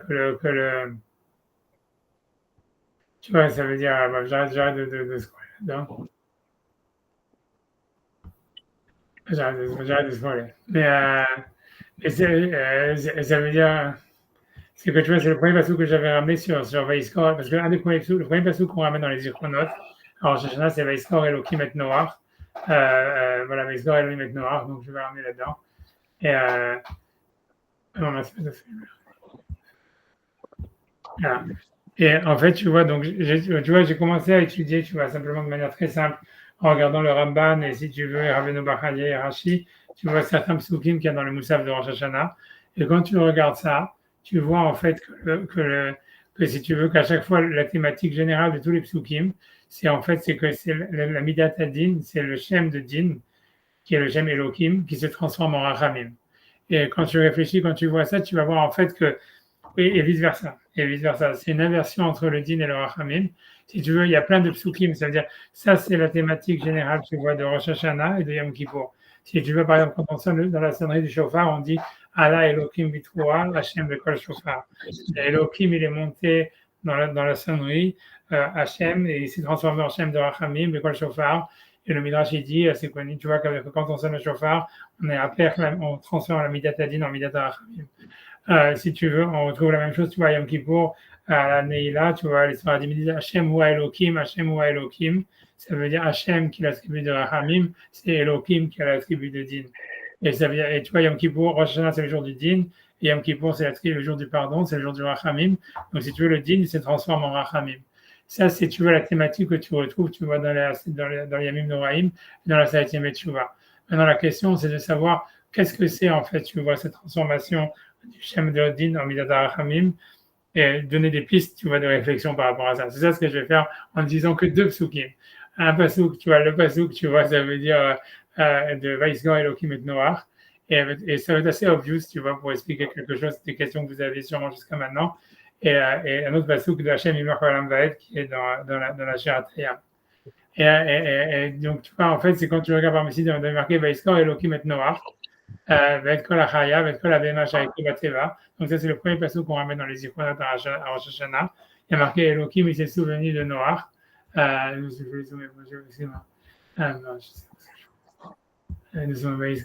et Noach.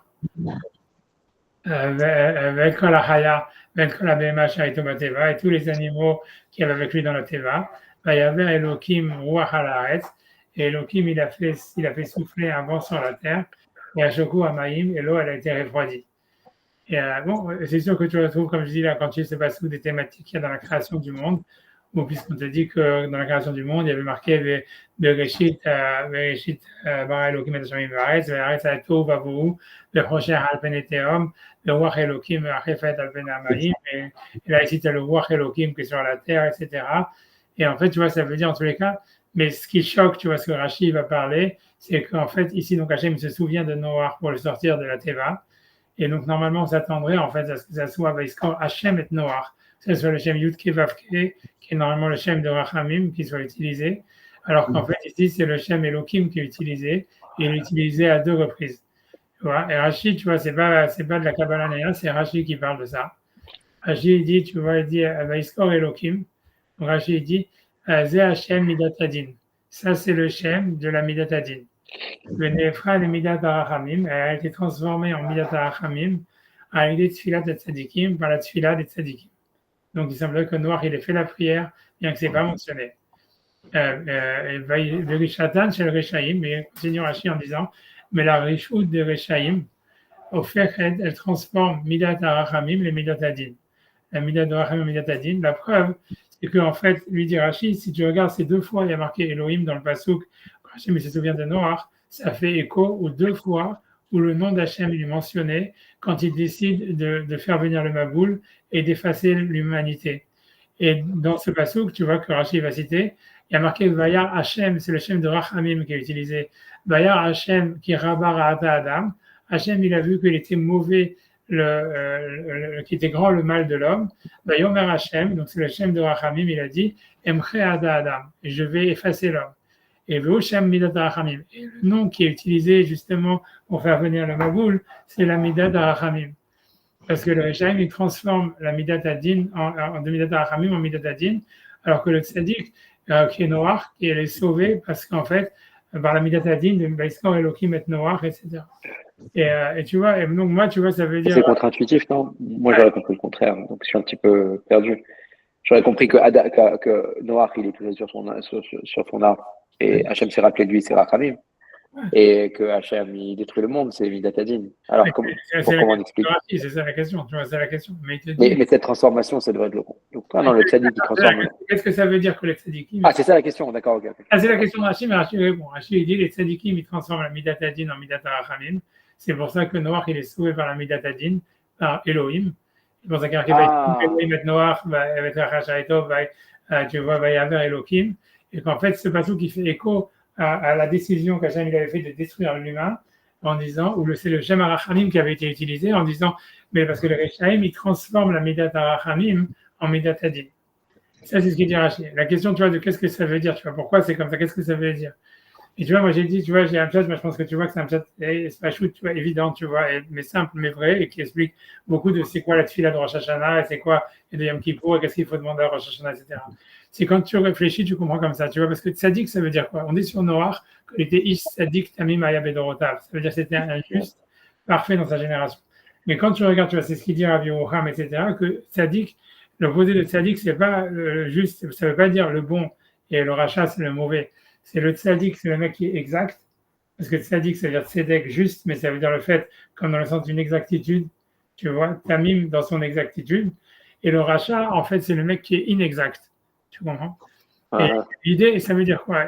Tu vois, ça veut dire quoi? Ça veut dire grosso modo que l'idée, c'est que Hachem, tu vois, dans la génération du déluge, il avait tout donné aux gens du déluge. Il avait donné le rachamim gmurim, c'est-à-dire que normalement, ils étaient faits pour vivre 6000 ans. Ils avaient, tu vois, ils avaient tout l'argent du monde, ils avaient un corps et tout ce que tu veux qui pouvait durer tout le temps. Ils n'étaient jamais malades, ils grandissaient adultes, etc. Il leur avait donné des brachot énormes. Mais comme ils n'avaient pas la mesure des choses, tu vois, puisqu'en fait, ils volaient tout le monde, ils avaient des rapports interdits, tout ce que tu veux. Donc, cette Midat Arachamim qui était justement un shefa de bracha d'Hachem, en fait, ça s'est transformé pour eux en Midat Adin. Tu vois, ça veut dire que ça les a détruits et tout ça, etc. et machin. Et ça a été quelque chose, en fait, qui les a détruits.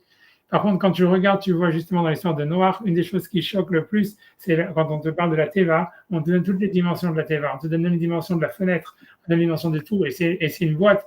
Et tu vois, c'est impossible normalement de rentrer dans un truc si petit avec tellement d'animaux. Mais c'est parce que toute la mida de Tzadik, c'est de faire des limites. Tu vois, c'est ça la mida de Noach. Tu vois, Tzadik, Tamim Alavедorotav, ça veut dire que lui, contrairement à la génération du déluge, qu'ils n'avaient pas de limites, toute sa avoda pour être sauvé du déluge, c'était de faire des limites.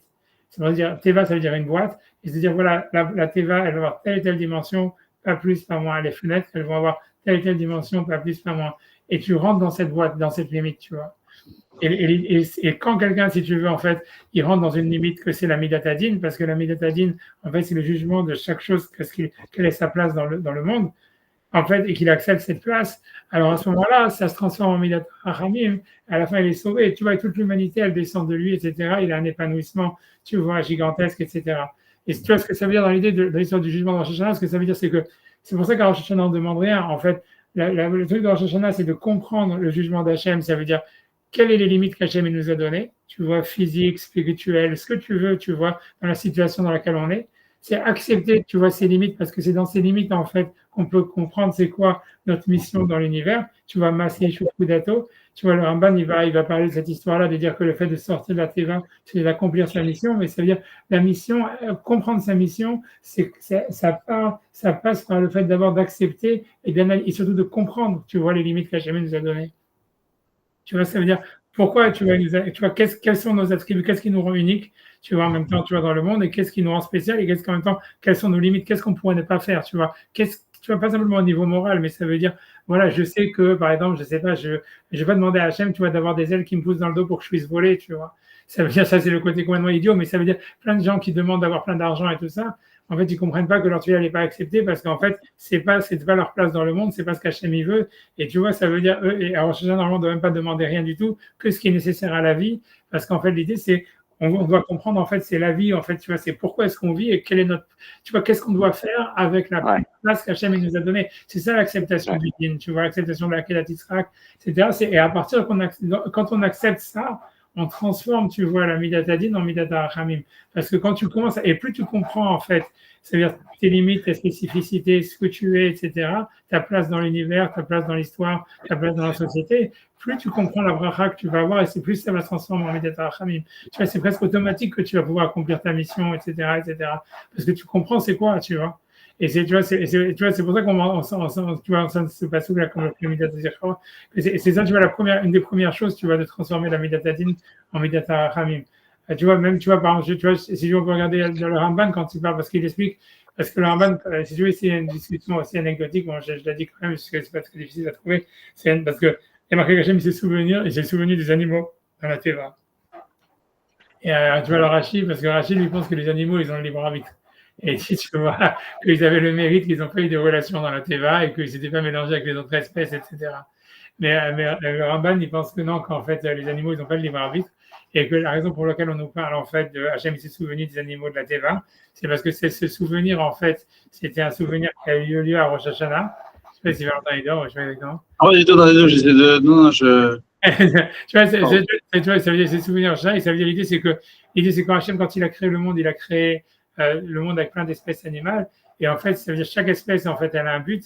Et Hachem, et quand on dit que le jour de Rosh Hashanah, c'est l'anniversaire de la création du monde, où il a dit Vaya Olam, donc Hachem, il voulait en fait que chaque animal, et en même temps noir aussi, il puisse accomplir, tu vois, le but pour lequel il avait été créé. Mais ça veut dire l'idée, c'est que tu vois, Rosh Hashanah et Yom Kippour, ce qu'il y a, c'est, tu vois, c'est que l'homme, il doit comprendre son but, sa spécificité, et plus il le comprend, plus en fait il va avoir, tu vois, une Siyata d'Ishmaïa, il va se relier à cette énergie qu'il a pendant ces jours-là pour accomplir son but, tu vois, pourquoi il a été créé. Tu vois, mais l'idée, c'est d'abord de comprendre, tu vois, tu vois, qu'est-ce qu'on est d'abord, tu vois, c'est quoi notre boîte, tu vois, c'est quoi la boîte à travers laquelle, en fait, on peut trouver la bracha qui va nous permettre, tu vois, de finalement, tu vas accomplir tu vois, notre destinée, tu vois, de nous épanouir, tu vois. Ça, si tu veux, ça, c'est un des aspects, si tu veux, de la Midatadine, qui se transforme en Midata Rachamim. Et c'est surtout. Ouais. Ce qu'on doit comprendre, c'est quelle boîte. En fait, c'est ça qu'on doit prier pour la compréhension de la boîte qu'on est et où est-ce qu'on doit être dans l'univers. C'est plus que de demander des trucs, c'est surtout de demander ce que tu dois chercher. Et c'est pour ça que c'est un travail que tu peux demander à CHM de t'aider, mais principalement, ce qu'on voyait dans le passage d'avant, c'est de savoir c'est quoi le bien et le mal, c'est quoi le bien et le mal pour nous, tu vois. Quelque chose, ça peut être une mitzvah pour quelqu'un, ça peut être une avéra pour quelqu'un d'autre. Tu vois, c'est ce que ça veut dire. Tu vois, ça veut dire, je sais pas, tu vois, ça veut dire, j'en sais rien. Si moi, par exemple, je sais pas, disons, je sais pas si ce que je dis c'est vrai ou pas vrai, mais imaginons que moi, si jamais je dis, voilà, je vais arrêter d'étudier, je vais aller travailler, peut-être que pour moi, c'est une avéra, tu vois. Et pour quelqu'un d'autre, tu vois, ça peut être une mitzvah. Tu vois ce que je veux dire? Et c'est toi qui peux juger, en fait, c'est quoi ta boîte, tu vois. Ça veut dire, tu vois, ça veut dire, c'est pourquoi tu as été créé, tu vois, etc. Ça, on a besoin de beaucoup d'aide là-dedans. Ouais, Beaucoup c'est d'aide. ça. Ouais, mais en tout cas, il faut faire le travail. Tu vois bien que quand dans la Gemara précédente qu'on a vu, que la Torah elle demande que tu vois que toi tu fasses ce travail en amont avant de faire la prière. Ça veut dire parce que tu vois, pour demander, il faut déjà que tu comprennes pour que tu vois qu'est-ce que tu es et pourquoi, qu'est-ce que tu as besoin et surtout, tu vois, quel est ton but, tu vois, et c'est à partir de là que ta prière va t'accepter. Alors, c'est possible que, tu vois, c'est pas un truc comprendre, tu vois. Tu vois, on peut pas comprendre tout ce qu'on est, tu vois, c'est pour ça qu'on est rejugé à Rosh Hashanah, c'est chaque année, tu vois, c'est une occasion de comprendre mieux qu'est-ce qu'on est, tu vois, et ça évolue avec notre histoire, c'est pour ça qu'on est rejugé tous les ans, etc. Mais ça veut dire, en tous les cas, il faut faire ce travail, tu vois, ça veut dire que le travail de Rosh Hashanah, c'est déjà ça, tu vois, et Yom Kippour, c'est déjà, c'est ce travail d'analyse, de savoir qu'est-ce que, tu vois, au fond, plutôt que de demander ce que tout le monde demande, ça veut dire une Rolex, j'en sais rien, une femme, je sais pas quoi, super gentille ou whatever, ou des enfants qui font Polytechnique, tu vois, ça veut dire, c'est de demander, tu vois, est-ce que vraiment, tu vois, ça veut dire, est-ce que HM, tu vois, est-ce que ton fils, c'est un mec qui doit faire Polytechnique, ou j'en sais rien, tu vois, est-ce que ta femme, est-ce qu'elle est faite pour être gentille avec toi ou pas, tu vois, est-ce que tous ces trucs-là, tu vois, est-ce que toi, tu es fait pour, tu vois, avoir une Rolex ou pas, tu vois ce que je veux dire, ça veut dire, c'est la question, c'est que ça, c'est des questions, ça, c'est des filotes que c'est sûr qu'HM, il va jamais répondre, même si tu vois, parce que tu vois, si ça te correspond pas, parce qu'au fond, ce que tu dois comprendre, c'est en quoi tu es unique, pas en quoi tu veux calquer ton désir sur les autres, tu vois. Tu vois, c'est ça, tu vois, c'est ça le point, tu vois. Bien sûr. Et tu vois, et bon, donc, tu vois, ça, c'était une des choses, tu vois, que je voulais dire dans Midat Hamim. Et c'est beaucoup plus, tu vois, c'est un de la Avoda de la Mais ça commence par quoi, ça, Rav? Pratiquement, concrètement, ça commence par quoi, c'est peut-être une bonne des doutes, c'est peut-être une introspection, bon, évidemment, il faut demander de l'aide à HM pour ça, mais ça commence par quoi concrètement? Parce que c'est du moussard. Hein. Parce que là, c'est vraiment du moussard dont on parle. Moi, je pense pas que tu vois, parce que le moussard, c'est l'étude. Parce que dans le moussard, parce que tu vois, dans le moussard, tu peux en fait avoir, tu vois, ça veut dire, tu vois, parce que le moussard, ça peut être aussi quelque chose qui te détourne de ce que tu fais vraiment, tu vois, parce que dans le moussard, on va te donner des règles de morale, en fait, qui sont générales, tu vois. Et tu vois, c'est plutôt, tu vois, ici, tu vois bien que, encore une fois, de la même manière qu'en Rosh Hashanah, on ne demande aucun besoin personnel, on ne demande pas, tu vois, on dit simplement, on mentionne qu'Hachem il a créé le monde et qu'on a un but. Tu vois, c'est psukim, comme on va voir, on a vu un seul pasuk des Zichronot. Et si tu vas regarder, tu vas voir tous les psukim des Zichronot, ils sont par rapport à la, tu vois, tu vois, comment dire, à la destinée de la personne et son intériorité. Tu vois, la prière de Chana, qui va avoir des enfants, et tout ça, etc. Mais tu verras que c'est tout comme ça. Mais que l'idée, tu vois, mais je sais pas ce que je veux dire. Tu vois, l'idée, c'est de savoir, tu vois, déjà, tu vas regarder, tu vois, quand tu regardes dans les ichronotes, tu vois c'est beaucoup une relation avec le temps. Et il y a beaucoup une histoire, tu vois, de savoir l'histoire de sa vie, tu vois, de savoir, tu vois, de savoir réfléchir, tu vois, quels sont les événements marquants et uniques, tu vois, et surtout, qui peut-être, tu vois, qui paraissent superflus, tu vois, qui nous sont arrivés. Tu vois, qui nous paraissent justement, qui n'ont pas de sens, tu vois. Des fois, quelqu'un, il peut trouver pas de sens dans son mariage. Quelqu'un, il peut trouver pas de sens, tu vois, dans le fait qu'il ait des enfants. Mais c'est justement dans le non-sens qu'il peut comprendre, tu vois, c'est quoi son sens à lui, tu vois. C'est-à-dire, pourquoi est-ce qu'Hachem m'a donné un fils comme ça ou une fille comme ça? Et tu vois, alors, c'est sûr que tu vas dire la prière, tu vas dire la prière, c'est dire non, je voudrais que mon fils il soit différent, ou que ma fille soit différente, que ma femme soit différente, que ma mère soit différente.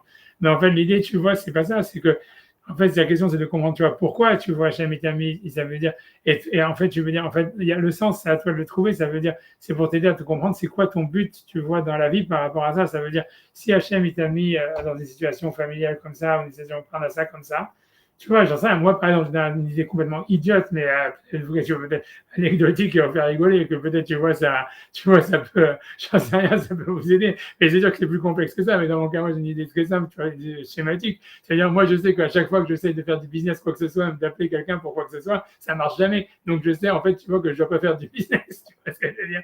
Ça veut dire, tu vois, c'est un truc comme ça. Et tu vois, je vois que d'un autre côté, tu vois, je suis doué pour l'étude ou des choses comme ça, depuis que je suis petit, etc. Donc, je sais, en fait, tu vois, c'est des trucs super évidents. Tu vois, il y a des choses qui sont hyper évidentes.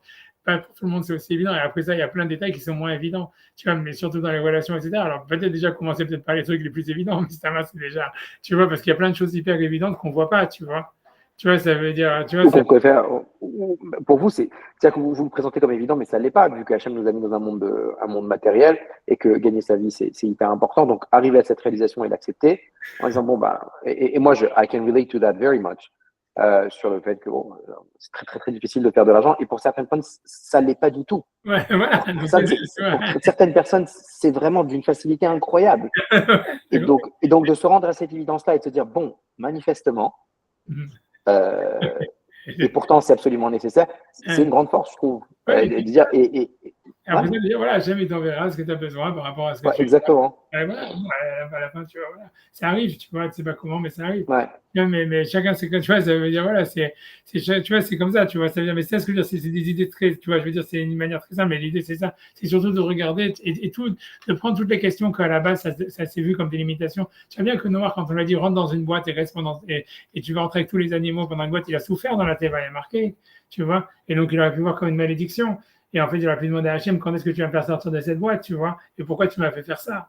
Il aurait dû prier à Hachem, Hachem, sauve-moi sans que j'ai besoin de me mettre dans une boîte. Mais l'idée, c'est que non, tu vois, en fait, c'est que dans cette boîte, c'était là où il y avait la bracha, tu vois.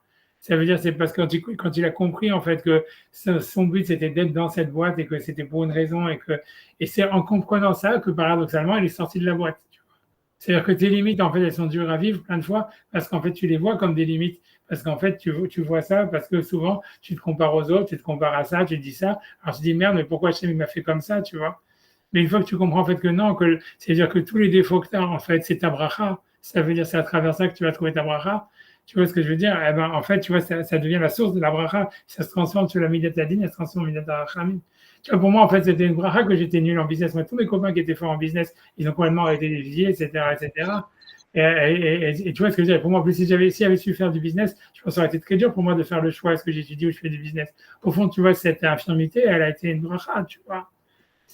Tu vois, tu vois, c'est la même chose, ça veut dire, tu vois, c'est la même chose, tu vois, avec plein de choses comme ça, tu vois, ça veut dire, voilà, quelqu'un, tu vois, qui a une femme avec laquelle il s'entend pas, tu vois, alors quelqu'un, il peut dire, ok, ça veut dire la même chose, tu vois, ça peut vouloir, tu vois, ça peut être mal vécu, etc., mais ça peut être, tu vois, peut-être ça a un sens, ça a un but, parce que voilà, j'aime, il veut que tu étudies, ou j'en sais rien, et donc, tu vois, et c'est parce qu'il veut pas que tu rentres dans des trucs, tu vois, j'en sais rien, romantiques et compagnie, donc c'est pour ça qu'il il t'a mis avec une femme où tu as une relation plus distante, tu vois, mais que c'est ça ta bracha, tu vois.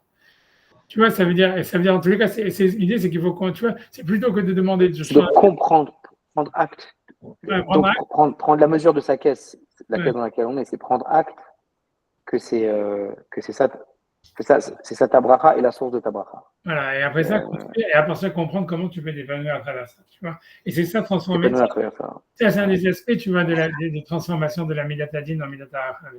Tu vois, ça veut dire, ça, c'est un truc, c'est ce qu'on voit dans les iconotes, que tu vois, c'est ça.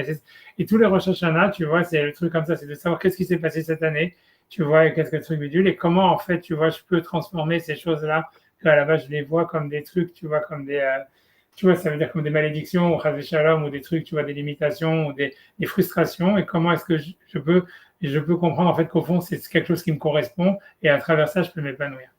Tu vois, en fait, c'est ça l'idée, tu vois. Et je pense, tu vois, ça en tout cas, on va dire, c'est un des chats les plus simples, tu vois, on va dire, dans cette histoire. Mais tu vois, parce que qui est plus Noga Yom Kippour, et ça, c'est plus Noga, mais c'est toi, c'est la sérénité, mais tu vois, ça veut dire, parce que ce qu'il faut comprendre en réalité, quand tu réfléchis, quand tu comprends, tu vas voir l'histoire que, en réalité, et ça, c'est super intéressant, c'est que, en fait, aussi dans l'articulation de Midat Adin et Midat Rachamim, il y a une sorte de, à Rosh Hashanah et Yom Kippour, il y a un changement, si tu veux, bizarrement, qui doit être fait par l'homme, mais aussi par Hachem. C'est comme si Hachem, tu vois, en mesure du travail que nous, en fait, on fait accepter son décret, d'une certaine manière, Hachem, tu vois, lui aussi, il va transformer le décret pour l'aménager d'une certaine manière où il va être plus positif pour nous. Et tu vois, je vais donner, tu vois, un exemple à ça, tu vois, ça veut dire, je sais pas, tu vois, là, je vous ai dit que j'avais un deuxième pasouk, et ça, c'est le pasouk, tu vois, si tu veux, on le ramène, tu vois, ça, c'est vraiment, ça reste très d'actualité pour le Moussaf et la Tfila de Yom Kippour, puisque ça, on continue tu vois, ça veut dire à l'histoire de Yom Kippour. Et en fait, ce que je veux dire, c'est que l'idée, tu vois, une des idées de Yom Kippour, mais qui est liée avec, si tu veux, avec le Grand Hashanah, donc, avant les Zichronot, on ramène les Malchouyot, c'est la royauté d'Hachem. Les psukim qui parlent de la royauté d'Hachem. Et ce qui est intéressant, et ça reste, tu vois, du truc, c'est que la royauté d'Hachem, elle est liée pendant Rosh Hashanah et Yom Kippour à la justice d'Hachem. Tu vois, comme si tu vois la justice, tu vois, elle exprime la royauté. Tu vois, ça veut dire, on verra si tu veux après dans le texte, et après on a le temps dans le texte même de la Tfila Yom Kippour, ou de Rosh Hashanah, mais en fait, si tu veux, c'est ça l'idée. Quand on demande à Hachem, tu vois, dans la Tfila de Yom Kippour, qu'il dévoile sa royauté, en réalité, c'est qu'on demande qu'il dévoile sa justice. Tu vois, il suffit de regarder le texte. Si vous voulez, on peut faire le texte. Je me dis pourquoi pas, parce que je me dis qu'après, de toute façon, j'avais le faire. Donc, ça veut dire, donc, tu vois, ça veut dire, vas-y, on va prendre un Arzor, allez, c'est presque la même chose, tu vois. 2 secondes.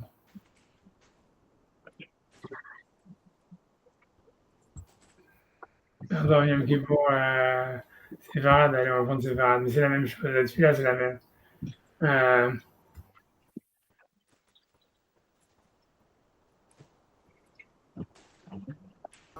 Si tu prends la Mida de Yom Kippour, où tu vois, ça veut dire où là, le changement, il est dans le Kadosh. Tu prends, en fait, tu vois que l'idée, elle est, on demande, tu vois, bon, je peux lire, voilà, j'ai dit, tu vois, ça veut dire, les Dorvador Amlicho al Ael, qui ou les Vador en Kadosh, ça veut dire de génération en génération, faites régner Hachem, parce qu'il est le seul à être surélevé, etc. Vrenit Kadosh, Shimcha Hashem Elokeinu Israël Amecha, que ton nom soit sanctifié sur Israël, ton peuple. Frenten Pardecha Hashem Elokeinu Akol Maasecha, donc donne ta crainte à toutes tes créatures, et Matecha Akol Mashibarata, et ta peur à tout ce que tu as créé, et Raoul Hakol Amaasim, qui s'est peur de toi toutes tes créatures, et je t'en ravoue les Fanecha Kol Amegoui, mais qui se prosternent devant toi toutes les créations, et Asukula Maguda Achat, et qui font un seul groupe, la Zodresanecha Belev Hashem, ou faire ta volonté avec un corps parfait, si Adam ou Hashem Elokeinu Shasholtan les Fanecha, parce que nous savons que le pouvoir est entre tes mains, Os Beyadecha, c'est-à-dire la force est entre ta main droite, ou Gvura Bimenecha et la Gvura est entre ta main gauche. Jésus, tu vas faire une inversion entre la Midatadin et la Midata Rachamim, puisque normalement, le Yamin, c'est la main de la Rachamim. Ils ont dit que la Gvura est dans le Yamin et le Oz, il est dans la main droite. Mais moi, je n'ai pas envie d'entrer. On dit Veshimcha Noa Kol Mashibarata, et ton nom, il est redoutable sur tout ce que tu as créé. Ensuite, on dit Ten Kavod la Mecha, donne des honneurs à ton peuple. Teila Lecha, ça veut dire une gloire si tu veux, à ceux qui te craignent. Tikva Tova le Dorshera, un espoir, un bon espoir à ceux qui te recherchent. Ou Pitron Pel Amir Halimlach, et ça veut dire une explication à ceux qui espèrent en toi. Simcha Larsar, une joie pour ta terre, ça sonne miracle, une allégresse pour ta ville. Smirat Kiran David Avdar, et que tu fasses plus planter la graine de David, ton esclave. Et le fait de pouvoir allumer une bougie pour le Ben Ishai, ton Meshiach, le Marvi Amenu de notre vivant. Auprès des Tzadikim, Yirou et Ismahu, ainsi les Tzadikim, ils verront, ils seront heureux.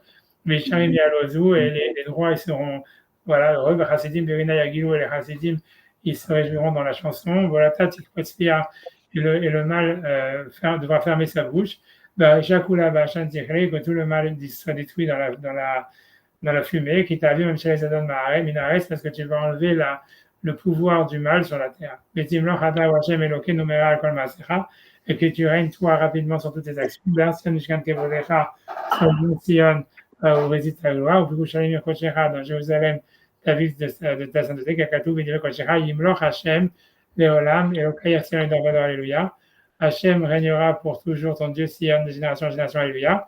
Et ensuite on dit Kadosh Ata Veno Hashemera, tu es saint et ton nom est redoutable. Ben Eloa mi Bayadecha, il n'y a pas de Dieu à part toi. Kakatou Vayikba Hashem Seva Kod Bamishpat, le Dieu comme le verset 2 le dit, le Dieu des armées surélevé dans le jugement. Baal Kadosh Nikdash Bizdaka, et le Dieu saint est sanctifié par la justice. Hashem Amelach HaKadosh, béni sois-tu Dieu, le roi le saint. Et tu vois, même dans la suite, tu vois, ça veut dire, après, on va parler, dans Yom Kippour, il y a la bénédiction sur la Mechila et le pardon, et que tu vas parler de ça peut-être après, tu vois, mais ça veut dire, grosso modo, tu vois, en tous les cas, ce qui est assez commun avec Rosh Hashanah et Yom Kippour, c'est qu'en réalité, quand on demande la royauté d'Hachem, c'est le dévoilement de la justice d'Hachem. Et qu'a priori, la justice, encore une fois, c'est la Midatadin. Maintenant, le premier passou qui est ramené, tu vois, qui est ramené sur les psukim de royauté, qui est en Rosh Hashanah, c'est Hachem Yimloch L'Olam Vaed, Hachem il régnera pour l'éternité. Et ça, c'est un passou qui est emprunté de Shemot dans la Shirat Hayam, dans l'ouverture de la mer Rouge.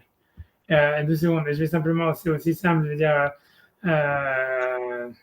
d'accord, je vais essayer de le retrouver, 1 seconde, j'y arrive. On va dire ça. 2 secondes, j'y arrive. Le passou, il est très simple, tu vois, il dit Hachem Yimloch L'Olam Vaed, Hachem il régnera pour l'éternité. Et si tu veux, en fait, la question, ça veut dire, tu vois, en fait, beaucoup, tu vois, tout ce que je vous dis, c'est marqué dans le Ramban, et parce que je me dis, bon, il est déjà tard et tout ça, et je me dis, ok, je ne vais pas vous saouler avec si vous voulez faire les sources dans les mots, on peut les faire comme vous voulez. C'est-à-dire, je vous conseille de Le regarder. chaos, c'est pour ça que je vais pouvoir rester. Ok, donc voilà, donc, ouais, donc je vais faire à l'oral.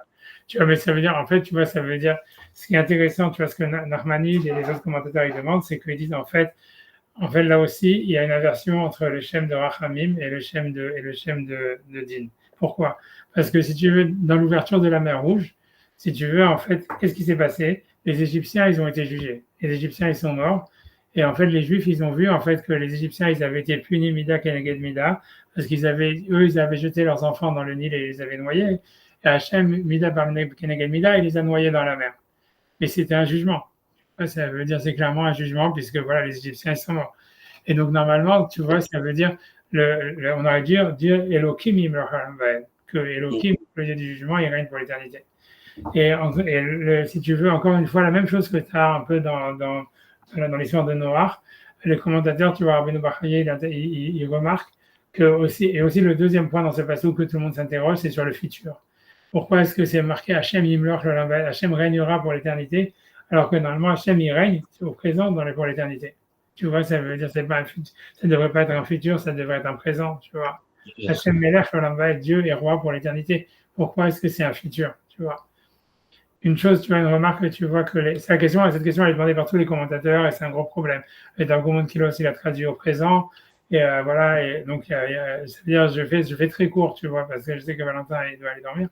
Mais ça veut dire, mais le truc c'est que ce que tu retrouves déjà en tous les cas, ce que les commentaires ils montrent, c'est que ce Hachem Yimloch L'Olam Vaed, donc qui est en même temps le Shem de Rachamim, en même temps avec un futur, il fait écho en fait à ce qui est marqué au début de la Shirak, puisqu'il est marqué Az Yashir Moshe, c'est au futur aussi, et Ashira Azot l'Hachem, et qu'on dit à Hachem que c'est le nom de Rachamim. Tu vois. Et même par exemple ici, au début de la Shira, on dit Hachem Ishmil Chama, Hachem Shemo. Alors que normalement, on aurait dû dire Elohim Ishmil Chama, Shemo. Et que toute la Shira, elle est orientée en fait sur le Shem de Rachamim. Alors qu'en fait, c'est un jugement qui s'est passé. Et tu vois, tu vois, ça veut dire, je vais essayer de dire un petit peu rapidement ce que je veux dire, tu vois. Mais ça veut dire, si tu veux, Nachmanide, lui, il explique l'histoire du futur, etc. Il veut expliquer en fait que le Shem Yudke Vavke, le Shem de Rachamim, en réalité, à part que c'est le Shem de Rachamim, en fait, lui veut dire qu'en fait, si tu veux, il y a deux aspects de Dieu. Il y a l'aspect visible de Dieu, qui se dévoile à travers les lois de la nature et l'existence même de l'univers, et que ça, c'est l'aspect Elohim.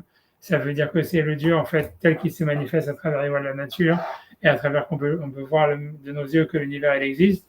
Et le nom Hachem, en fait, du Kevavke, qui apparaît qu'à l'époque de Moshe, dans la vision du buisson ardent, etc., c'est la partie invisible d'Hachem.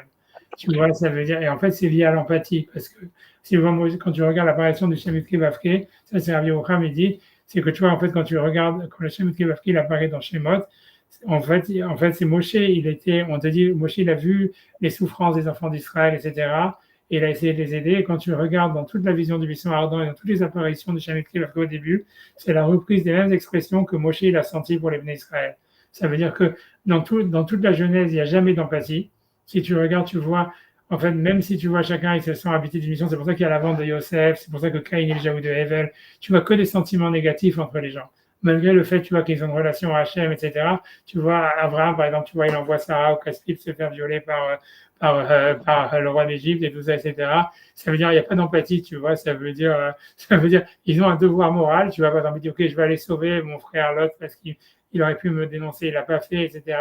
Ils ont, tu vois, mais même quand Yosef, si tu veux, il nourrit ses frères, tu vois en fait qu'il reste très froid avec eux, il les éloigne d'eux, il ne veut pas avoir de relation avec eux parce qu'il a peur d'eux, ils ont peur de lui, etc. Il n'y a pas d'empathie. Et c'est pour ça qu'il n'y a pas d'apparition du Shem Kevavke. Le Shem Kevavke, il apparaît dans l'empathie. Et le premier qui a l'empathie, c'est Moshe. Parce que Moshe, lui, il était, si tu veux, un prince égyptien. Il aurait pu, tu vois, il avait la belle vie, quoi, grosso modo. Et il s'est dit, il a vu les Juifs, il a dit, il a essayé de travailler avec eux, il a mis sa vie en danger pour sauver un Juif, etc., etc. Et c'est juste l'apparition de l'empathie. Et quand tu regardes tous les psukim du début de Shemot, tu vois que toutes les expressions qui sont utilisées par Moshe, sur Moshe, dans sa relation avec les Juifs, c'est ces mêmes expressions qui sont utilisées par Hachem sur les Juifs, parce que c'était un regard, en fait, si tu veux, le Shem Kevavke, il apparaît en fait en relation à l'homme, tu vois, quand il a cette relation-là empathique avec l'autre. Alors Hachem lui-même, il va commencer à avoir de l'empathie et tu vas faire des miracles, à sauver, etc. Mais en tous les cas, grosso modo, le Shem Kevavke, c'est le Shem invisible, tu vois, ça veut dire, je vois bien que Hachem, quand il apparaît à Moshe dans le buisson ardent, Moshe ne veut pas le voir. Tu vois, c'est pas évident qu'il peut le voir, etc. Si tu veux, ça s'oppose au Shem Elohim, qui est en fait la révélation d'Hachem à travers les lois de la nature. En fait, et Hachem, le Shem Yud-Kei, c'est le Shem, en fait, qui est lié à la nature humaine, à la conscience humaine et à l'empathie en réalité. Et tu vois ce qu'ils disent, tu vois ce qui est intéressant dans cette histoire-là, c'est que, et c'est ça, ça éclaire beaucoup, tu vois, en fait, la tuila de Yom Kippour qu'on a lu, c'est parce qu'en réalité, c'est que ce qui rend, ici, on voit notre renversement de la Midat Adin en Midat Rachamim, c'est parce que l'idée, c'est comme ça, c'est qu'est-ce qui fait que ici, c'est, bien que c'était un jugement qui était exercé sur les Égyptiens, en fait, c'était le Shem de Rachamim qui est utilisé. C'est parce qu'en fait, pour les Juifs, ça faisait sens que ce jugement, il arrive. Parce qu'ils avaient souffert toutes ces années en Égypte, on avait tué leurs enfants, etc., etc.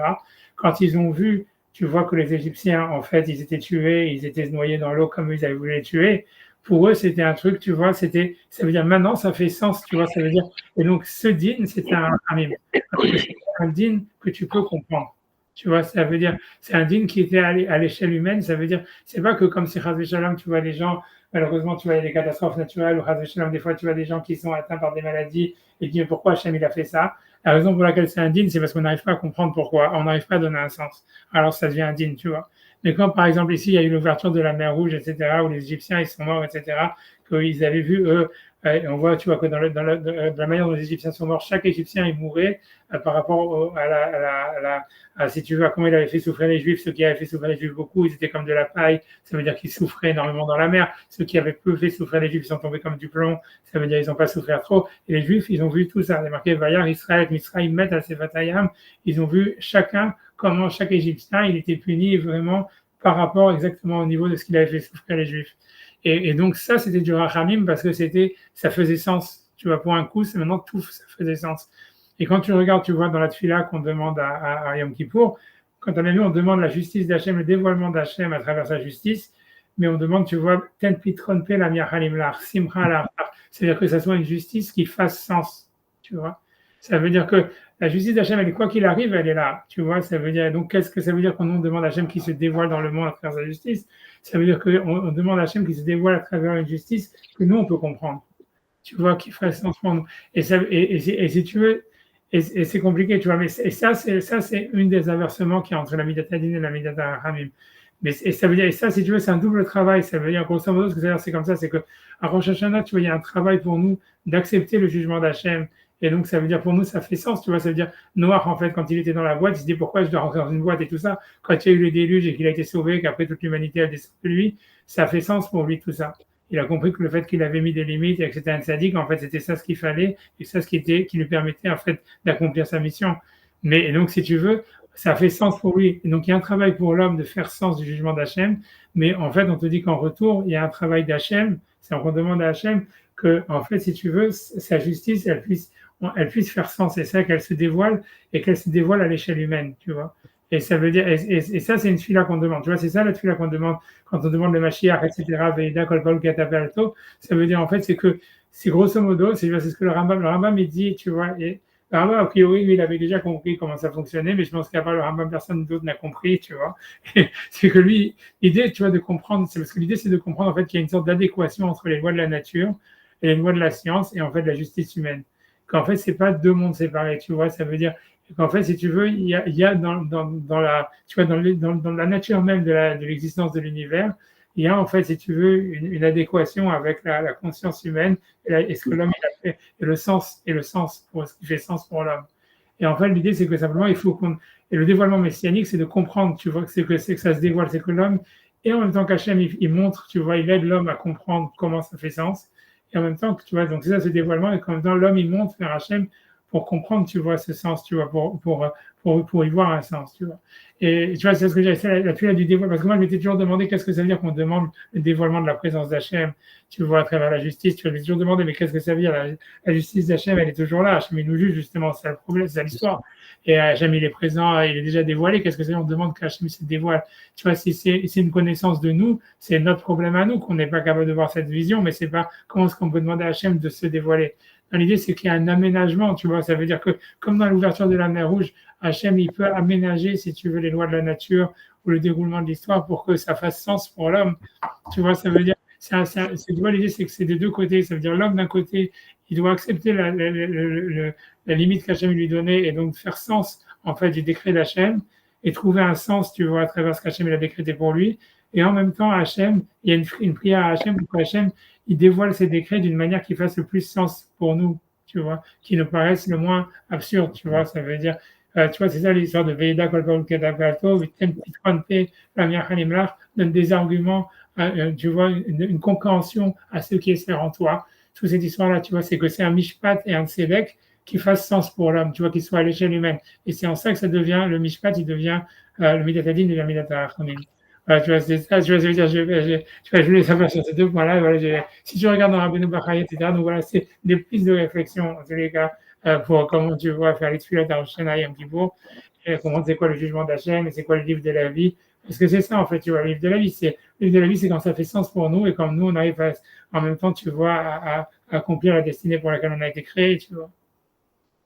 Tu vois, voilà. Donc voilà, donc c'est un travail. Tu vois, donc à part, c'est sûr que c'est aller devant Hachem et dire le texte de la prière et aller à la choule, évidemment, si on peut, etc. Mais c'est surtout, tu vois, aussi un grand travail en amont d'essayer de comprendre, tu vois, en fait, quelle est notre place dans quoi, quelle est notre place dans l'univers, pourquoi Hachem nous a donné ses limites, comment est-ce qu'on peut faire sens de ça, etc. Et après ça, c'est que dans un deuxième sens, on peut demander à ce qu'Hachem, il fasse que les choses, et que sa justice se dévoile à nous d'une manière qu'elle fasse sens, tu vois. Voilà.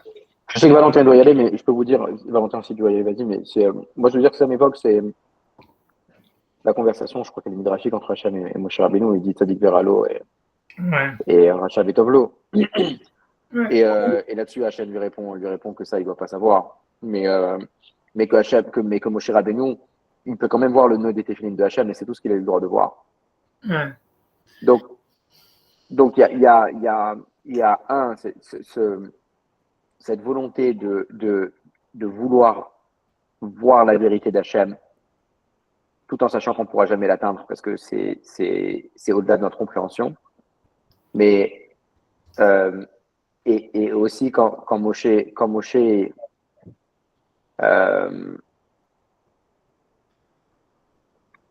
pose cette question-là, il dit voilà le salaire du tzaddik. Et puis apparemment c'était après avoir vu la fin des temps, et avoir vu ce qui arrivait à Rabbi Akiva, et après avoir vu tout ça, comment c'est possible, Tzadik Veralo comme ça. Et en fait, et c'est ça qui est peut-être un petit peu décourageant, c'est que même du niveau de Moshe Rabbeinu, les souffrances de Rabbi Akiva, il a pas pu comprendre. Ouais, mais... Donc même la caisse de Rabbi Akiva, il a pu la comprendre. Peut-être que Rabbi Akiva lui-même, il a compris. Ouais, c'est ça. Rabbi Akiva lui l'a compris, parce que pour lui, c'était pas... Toute ma vie, j'ai attendu ça, il a dit. Donc, c'est-à-dire que pour Rabbi Akiva, c'était pas une souffrance. Non, moi, je dis, moi, j'ai vu ça beaucoup avec des... Moi, tu vois, j'ai connu des tzadikim qui sont niftar jeunes après beaucoup de souffrances et tout ça, et tout le monde disait comment c'est possible. Mais eux-mêmes, je te promets qu'ils souffraient pas, ils avaient aucune question. Je sais pas comment t'expliquer, c'est très bizarre, hein, mais de dire ça, tu vois, mais ça veut dire que, tu vois, eux tu vois, d'Afka, ils vivaient pas ça comme une décision difficile, tu vois. C'est pour ça, tu vois, c'est très difficile. C'est pour ça qu'en fait, tu vois, que chaque personne, elle peut juger, elle veut faire sens de sa situation. Je pense que pour un spectateur, c'est toujours difficile, tu vois, on peut comprendre, tu vois. C'est exactement, je vais pas parler de la Shoah, mais c'est un peu la même chose, tu vois. C'est pour ça il y a que ceux qui peuvent juger ceux qui sont niftarim dans la Shoah, c'est que ceux qui sont niftarim, tu vois, eux, ils savent comment ils l'ont vécu, tu vois, et j'imagine, tu vois, chacun l'a vécu différemment, tu vois, etc. Mais tu vois, mais c'est la même chose, tu vois, ça veut dire, en tout cas, dans Rabbi Akiva, on te dit clairement que lui, il a attendu toute sa vie que ça lui arrive, tu vois, donc ça veut dire que pour lui, c'était pas vu comme quelque chose, comme une punition, mais au contraire, ça a été vu comme une sorte de, tu vois, c'est de reward, tu vois, d'élévation, de Sarah. Parce que souvent ces explications-là aussi, enfin en tout cas sur les situations qui nous arrivent, pas la situation personnelle, je dis pas aussi la situation du clan, mais c'est aussi ce qui se joue beaucoup à Rosh Hashanah et Yom Kippour, c'est aussi le clan, mais c'est parfois ces amplifications, quoi. Souvent, ce qui me choque toujours, moi je suis toujours dans l'opposition inverse, parce que ça m'aide de me dire, bon, bah, moi je sais pas pourquoi Hachem fait comme ça. Alors oui, j'ai pas de solution, mais je sais pas, je trouve que le pas qui est de dire c'est pour ça qu'il y a eu cet octobre, c'est parce que je pense pas que tu vois, c'est comme quand on va dire, il avait dit la Shoah, c'est à cause de Gilgoulim mais tout ça. Encore une fois, tu peux pas juger, ni comprendre, ni quoi que ce soit, mais ça veut dire, l'idée, tu vois, ça veut dire, encore une fois, l'idée, c'est que ça fasse, tu vois, je sais pas quoi dire, tu vois, moi, mes rabbinim, eux, ils cherchaient toujours à chaque fois à trouver un sens, tu vois. Et on a l'impression que ça fait partie de la mitzvah, tu vois, d'essayer de trouver un sens à l'histoire, comme de trouver un sens à la destinée, de voir un jugement, tu vois.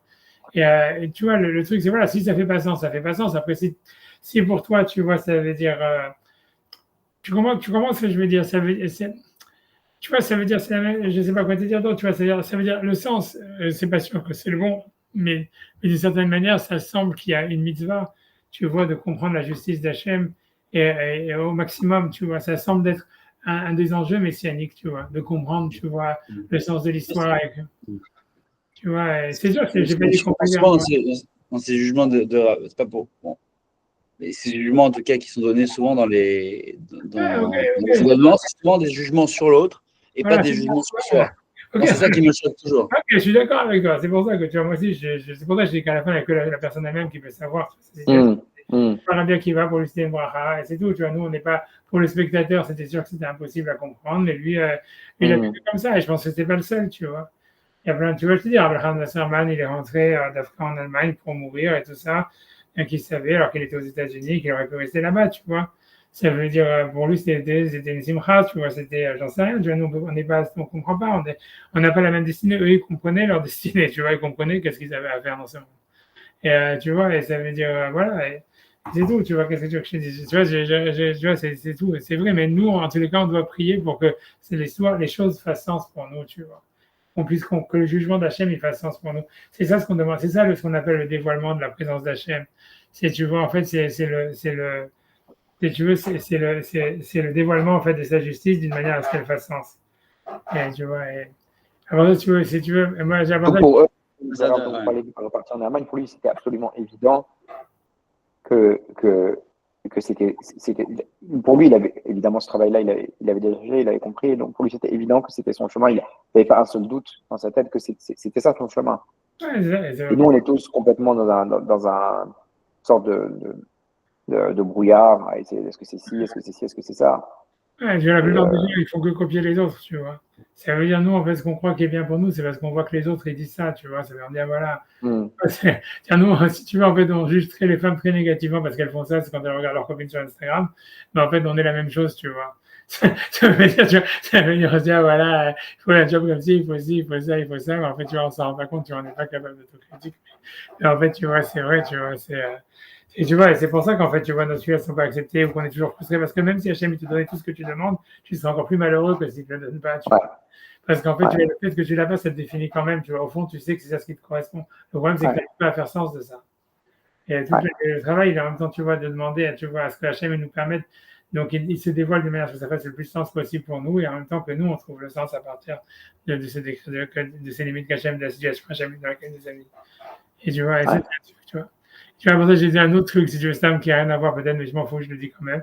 C'est pas rien à voir, c'est parce que tu vois, en fait, à Yom Kippour, en fait, si tu veux, surtout chez les Sfaradim, là-dessus, là, elle est basée beaucoup sur les 13 attributs de Rachamim, et Yud-Gimel, Midosh Rachamim, que c'est, tu vois, donc, qu'Hachem il pardonne les fautes, etc. Et moi, je me suis demandé, tu vois, aussi, qu'est-ce que ça veut dire, tu vois, comment est-ce qu'on parle, tu vois, ça veut dire, c'est quoi ce lien des 13 attributs de Rachamim, et pour, tu vois, comment, si tu veux, comment ça fonctionne. Et j'ai compris, en fait, que si tu réfléchis, tu vois, ça veut dire, c'est parce que si on rencontre dans le Rambam, dans le Guide des Égarés, il dit que ça veut dire quoi, va y avoir Hachem Alpanav Vaikra. Ça veut dire que Hachem, Abraham, à Moshe, va y avoir Hachem Alpanav, ça veut dire Hachem, il a passé le visage de Moshe, il l'a appelé. Ça veut dire, c'est la traduction du Passouk. Le Rambam, il dit, c'est quoi, va y avoir Hachem Alpanav, il a passé son visage, ça veut dire qu'il a fait changer d'avis. Et ça veut dire, Rambam, il explique qu'en fait, quand tu regardes le Passouk d'avant, Moshe, il voulait connaître c'était quoi la vérité d'Hachem. Et sur ça, Hachem, il lui a répondu, il lui a dit, voilà, tu ne veux pas voir mon visage et vivre, etc. Mais par contre, tu peux comprendre quelque chose d'autre. Et qu'est-ce que tu peux comprendre? C'est comment est-ce que moi, j'interagis avec le monde. Et comment j'interagis avec le monde? C'est Hachem, Ha'el Rachum Vechanoun. Ça veut dire que c'est comme Hachem, c'est comme si tu veux, c'est un torrent de Rachamim sur le monde qui déverse à chaque instant pour que le monde il puisse continuer à exister, à se développer, à s'épanouir. Et il voulait lui dire, tu vois, ne cherche pas la vérité, ne cherche plus à connaître l'essence de ma vérité parce que tu ne pourras pas le comprendre. Et ça veut dire, tu veux, dans les Sfarim de les Chassidim, ils expliquent, et ça arrive après la faute du Vaudor. C'est-à-dire, Hachem, il avait, si tu veux, fait un décret d'extermination sur le peuple d'Israël. Moshe, tu vois, il demande à Hachem de voir de l'essence de la vérité d'Hachem. Il semblerait, tu vois, comme ça, les Hasidim, ils expliquent, a priori, c'est que parce qu'ils se disaient, voilà, en fait, si jamais j'arrive à comprendre, tu vois, comme on te dit ici, que si tu arrives à comprendre l'essence des noms d'Hachem, alors il allait pouvoir arrêter le décret, et si tu veux pardonner, arriver à avoir un pardon du peuple d'Israël à travers la connaissance de la vérité ultime d'Hachem. Et Moshe, et Hachem, il dit à Moshe, tu vois, c'est ce que dit le rabbin dans le Guide des Égarés, il lui dit, non, c'est pas dans cette direction que tu dois aller, c'est pas essayer de comprendre la vérité de ce que je suis, etc. Mais rien que regarde comment est-ce que moi je me conduis avec l'univers, ça tu peux comprendre. Ça, tu peux comprendre. Et à chaque fois que les Juifs font une faute et qu'ils devraient être punis, ils n'ont qu'à dire c'est très attribué et moi je leur pardonne. C'est comme ça qu'il y a marqué dans Rashi, dans le Midrash, ça en est dans la Gemara, etc. Et tu vois, et moi je me suis toujours demandé, mais c'est-à-dire on voit en tous les cas que d'abord c'est très attribué de Rachamim, ils viennent que parce que Hachem il avait fait un décret d'extermination sur le peuple d'Israël. Et tu vois, c'est encore une question, tu vois, de retournement, tu vois, qui se fait à la dernière minute, comme si, tu vois, il y avait une Midat Adin, et Hachem, il lui dit, non, il ne faut pas regarder le Emet et la Midat Adin, il faut regarder, tu vois, la Midat Harachamim. Mais la question que je me suis demandé, mais c'est pourquoi, tu vois, d'où ça sort ce retournement, etc. Et moi, tu vois, est-ce que j'ai compris cette une idée, je sais pas, je l'ai dit comme ça, parce que je pense qu'elle est vraie. Et tu vois, c'est que, en réalité, parce que pour moi, l'histoire, c'est comme ça, c'est que, c'est sûr que quand on fait une faute, tu vois, toutes les fautes qu'on fait, elles n'ont pas d'impact par rapport à Kadosh Baruch Hu. Mais ce qu'elles ont comme impact, c'est en fait, c'est sur comment est-ce que Hachem, si tu veux, c'est en fait, c'est par rapport au potentiel qu'on avait. Ça veut dire, quand tu regardes, tu vois, quand on fait le vidouille, on dit à la fin, on dit Velo Shavalanu. On a fait tout ce mal et ça valait pas le coup pour nous. Et c'est pour ça que c'est très dur à dire parce qu'en général, on se dit, ouais, même si on regrette de l'avoir fait, alors, on a du mal à regretter et dire que ça valait pas le coup, tu vois. Et bon, c'est un gros niveau de pouvoir dire ça. C'est-à-dire, on n'en a pas été rassasié, c'est ça. Chavalano, Ouais, on n'a pas été. vous avez C'est pas Avatar, compris. c'est ça? Oui, ça veut dire ça aurait été mieux, ça veut dire on comprend que si on l'avait pas fait, ça aurait été mieux pour nous. Voilà, tu vois, c'est une grosse madrigal parce que en général, tu vois. C'est quoi la traduction exacte? C'est quoi? Le chavé, ça veut dire quand tu demandes en Israël, en hébreu, kamaté chavé, c'est combien ça coûte. D'accord? Quand le chavalanu, ça veut dire ça valait pas le coup pour nous. On a fait ça à Vérot et en fait ça valait pas le coup. Tu vois, c'est ça ce qu'on dit à la fin du chavalanu. Tu vois que c'est une grosse madrigal parce qu'au fond, tu vois, en fait, tu vois, bien qu'on dit qu'on regrette qu'on l'a fait, on est au point de dire que ça valait pas le coup, tu vois, c'est déjà pas mal, tu vois. Ouais. Comme une grosse émouna, c'est-à-dire qu'en fait, on aurait pas, il faut bien imaginer que si on l'avait pas fait, on aurait vraiment reçu un gros pactole, quoi. Tu vois.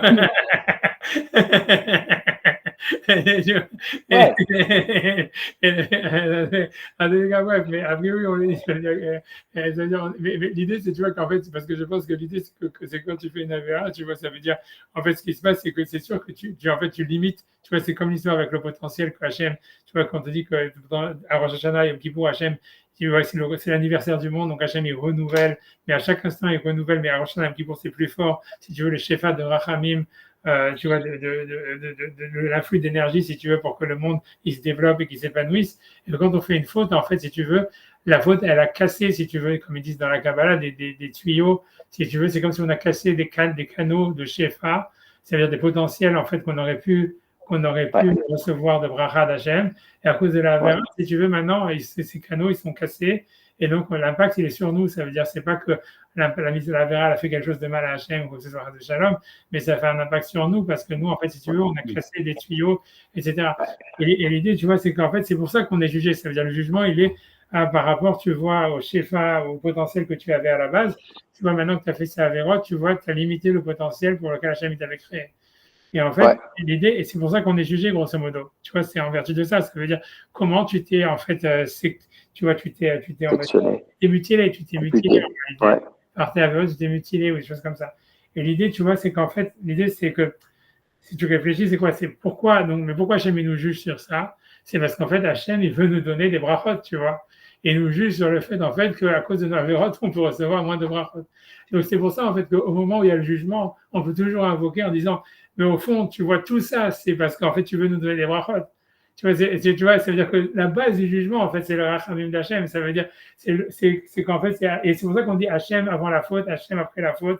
Ça veut dire que Hachem, si tu veux, en fait, il est capable de nous recréer et tu vois, de redonner le même, si tu veux, le même potentiel qu'on avait avant la Avera, de nous le redonner après la Avera. Tu vois, c'est ça ce que c'est quand on dit dans les 13 attributs de Rachamim, c'est qu'on dit Hachem avant la faute, Hachem après la faute quand il a fait Teshuvah, et ça veut dire Arachum Vechamon, etc. Donc ça veut dire grosso modo, puisque Hachem il peut nous donner le même shefa de bracha qu'on avait avant, donc finalement la faute, on n'a plus lieu d'être puni, tu vois.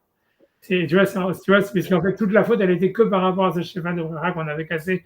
Grosso modo, tu vois, c'est en fait que tout le jugement, en fait, il est jugé que par rapport au rachamim, que par rapport au schéma de bracha, et c'est pour ça que le Yud-Gimel Midot, si tu veux, c'est pour ça que c'est aussi une inversion entre le Midot Adin et le Midraim, c'est que d'abord, Moshe, il voulait voir la vérité du jugement, et Hachem lui dit, non, mais sache que la vérité du jugement, en fait, elle est basée que sur la générosité d'Hachem. C'est si Hachem, il est énervé contre nous, c'est que parce qu'en fait, on s'est automutilé. Et si jamais en fait tu dis à Hachem, voilà, mais tu peux nous donner, tu peux nous sauver, tu vois, ça veut dire, tu peux nous donner la même racha comme avant la faute, après la faute, alors ok, maintenant tu n'es plus mutilé, donc il n'y a plus de jugement, tu vois. Et tu vois, et c'est pour, tu vois, c'est l'idée, tu vois, voilà, c'est un chat sur ça, à voir. Pour moi, je pense, il y a beaucoup de vrai là-dedans. Moi, je pense, tu vois aussi beaucoup par rapport à ça, parce que tu vois, une des choses aussi que je m'étais dit, tu vois, ça veut bien que dans la Gemara marqué pour faire tes chouvas, mais, et tu vois, mais je pense, tu vois, quand tu regardes dans les Slichot et dans Yom Kippour, on dit, tu vois, on dit, Dain lo shavnu metei yatenu ve'ach na'is panenu, et on n'a pas encore fait teshuva, et comment est-ce qu'on va dire qu'on n'a pas fait de faute, tu vois? Et moi, je me suis demandé, mais tu vois, on le dit ça, tu vois, et même dans la Neila, tu vois, dans la prière de la Neila, on dit, je devrais dire que je ne vais plus faire de fautes, mais je ne veux pas le dire parce que si je continue à faire des fautes, j'aurai encore rajouté des autres fautes sur la faute en disant que je ne vais pas faire de fautes. Et je me dis, mais comment, tu vois, ça veut dire, comment tu vois, comment est-ce qu'on peut parler comme ça à Kadosh Baruch Hu? Ça veut dire, comment est-ce qu'on peut demander à Hachem, tu vois, justement, la Mechila, sur des fautes sur lesquelles on n'a pas fait Teshuvah, tu vois, et presque ouvertement, tu vois. Et puisqu'on dit, tu vois, Dain Hashem nous metti.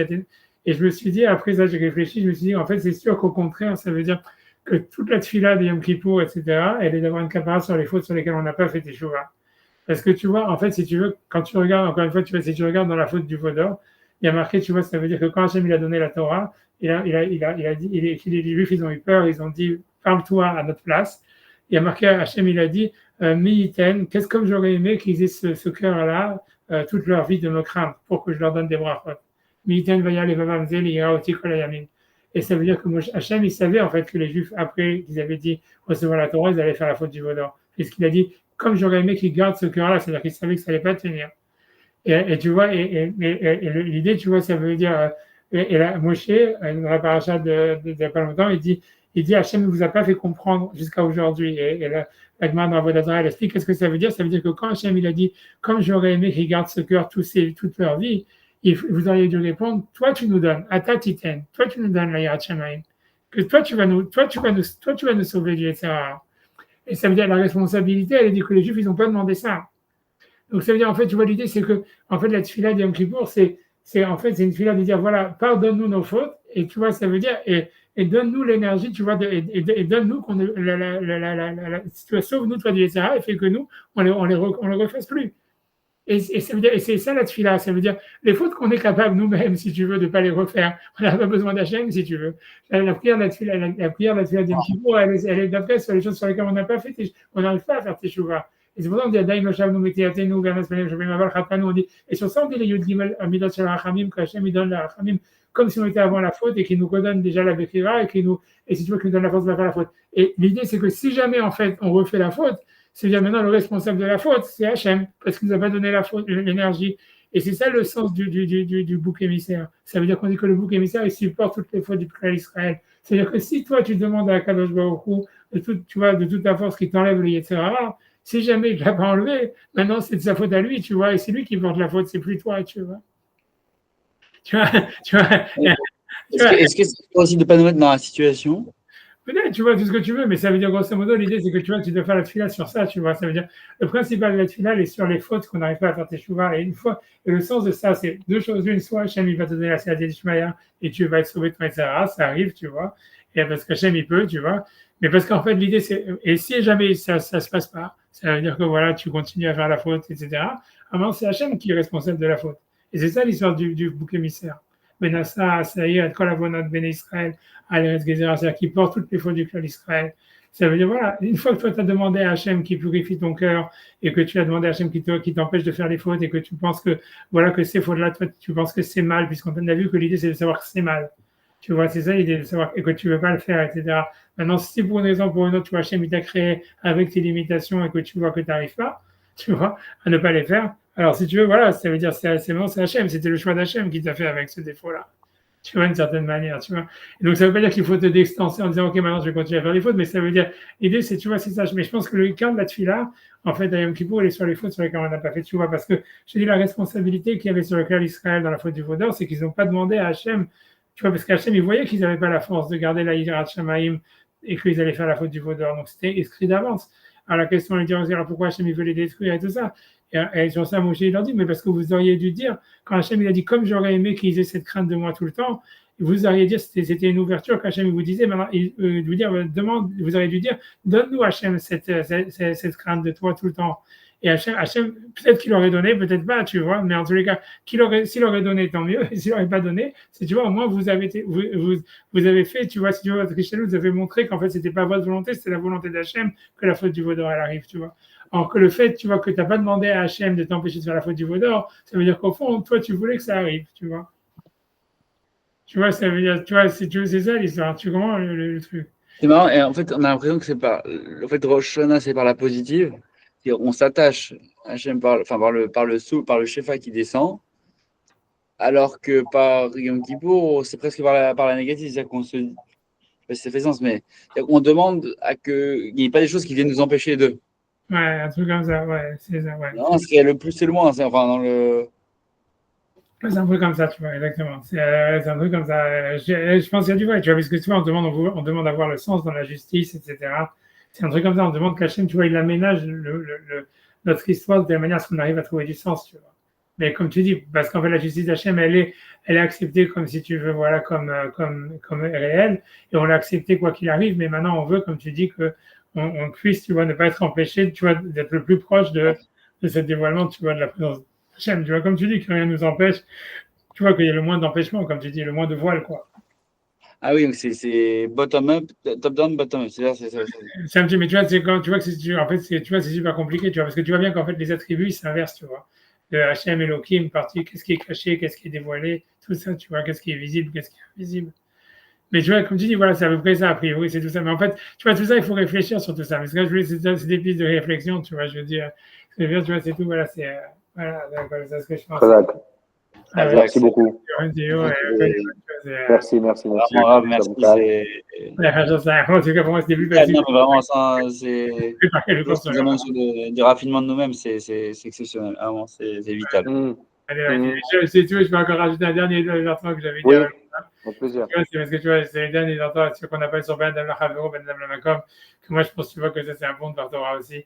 Tu vois, ça veut dire que, tu vois, c'est-à-dire que il y a la Mishnah dans Yoma, elle dit que les avérotes entre un homme et son ami, Yom Kippour, il ne pardonne pas. Tu vois, ça veut dire que jusqu'à ce que son ami soit d'accord.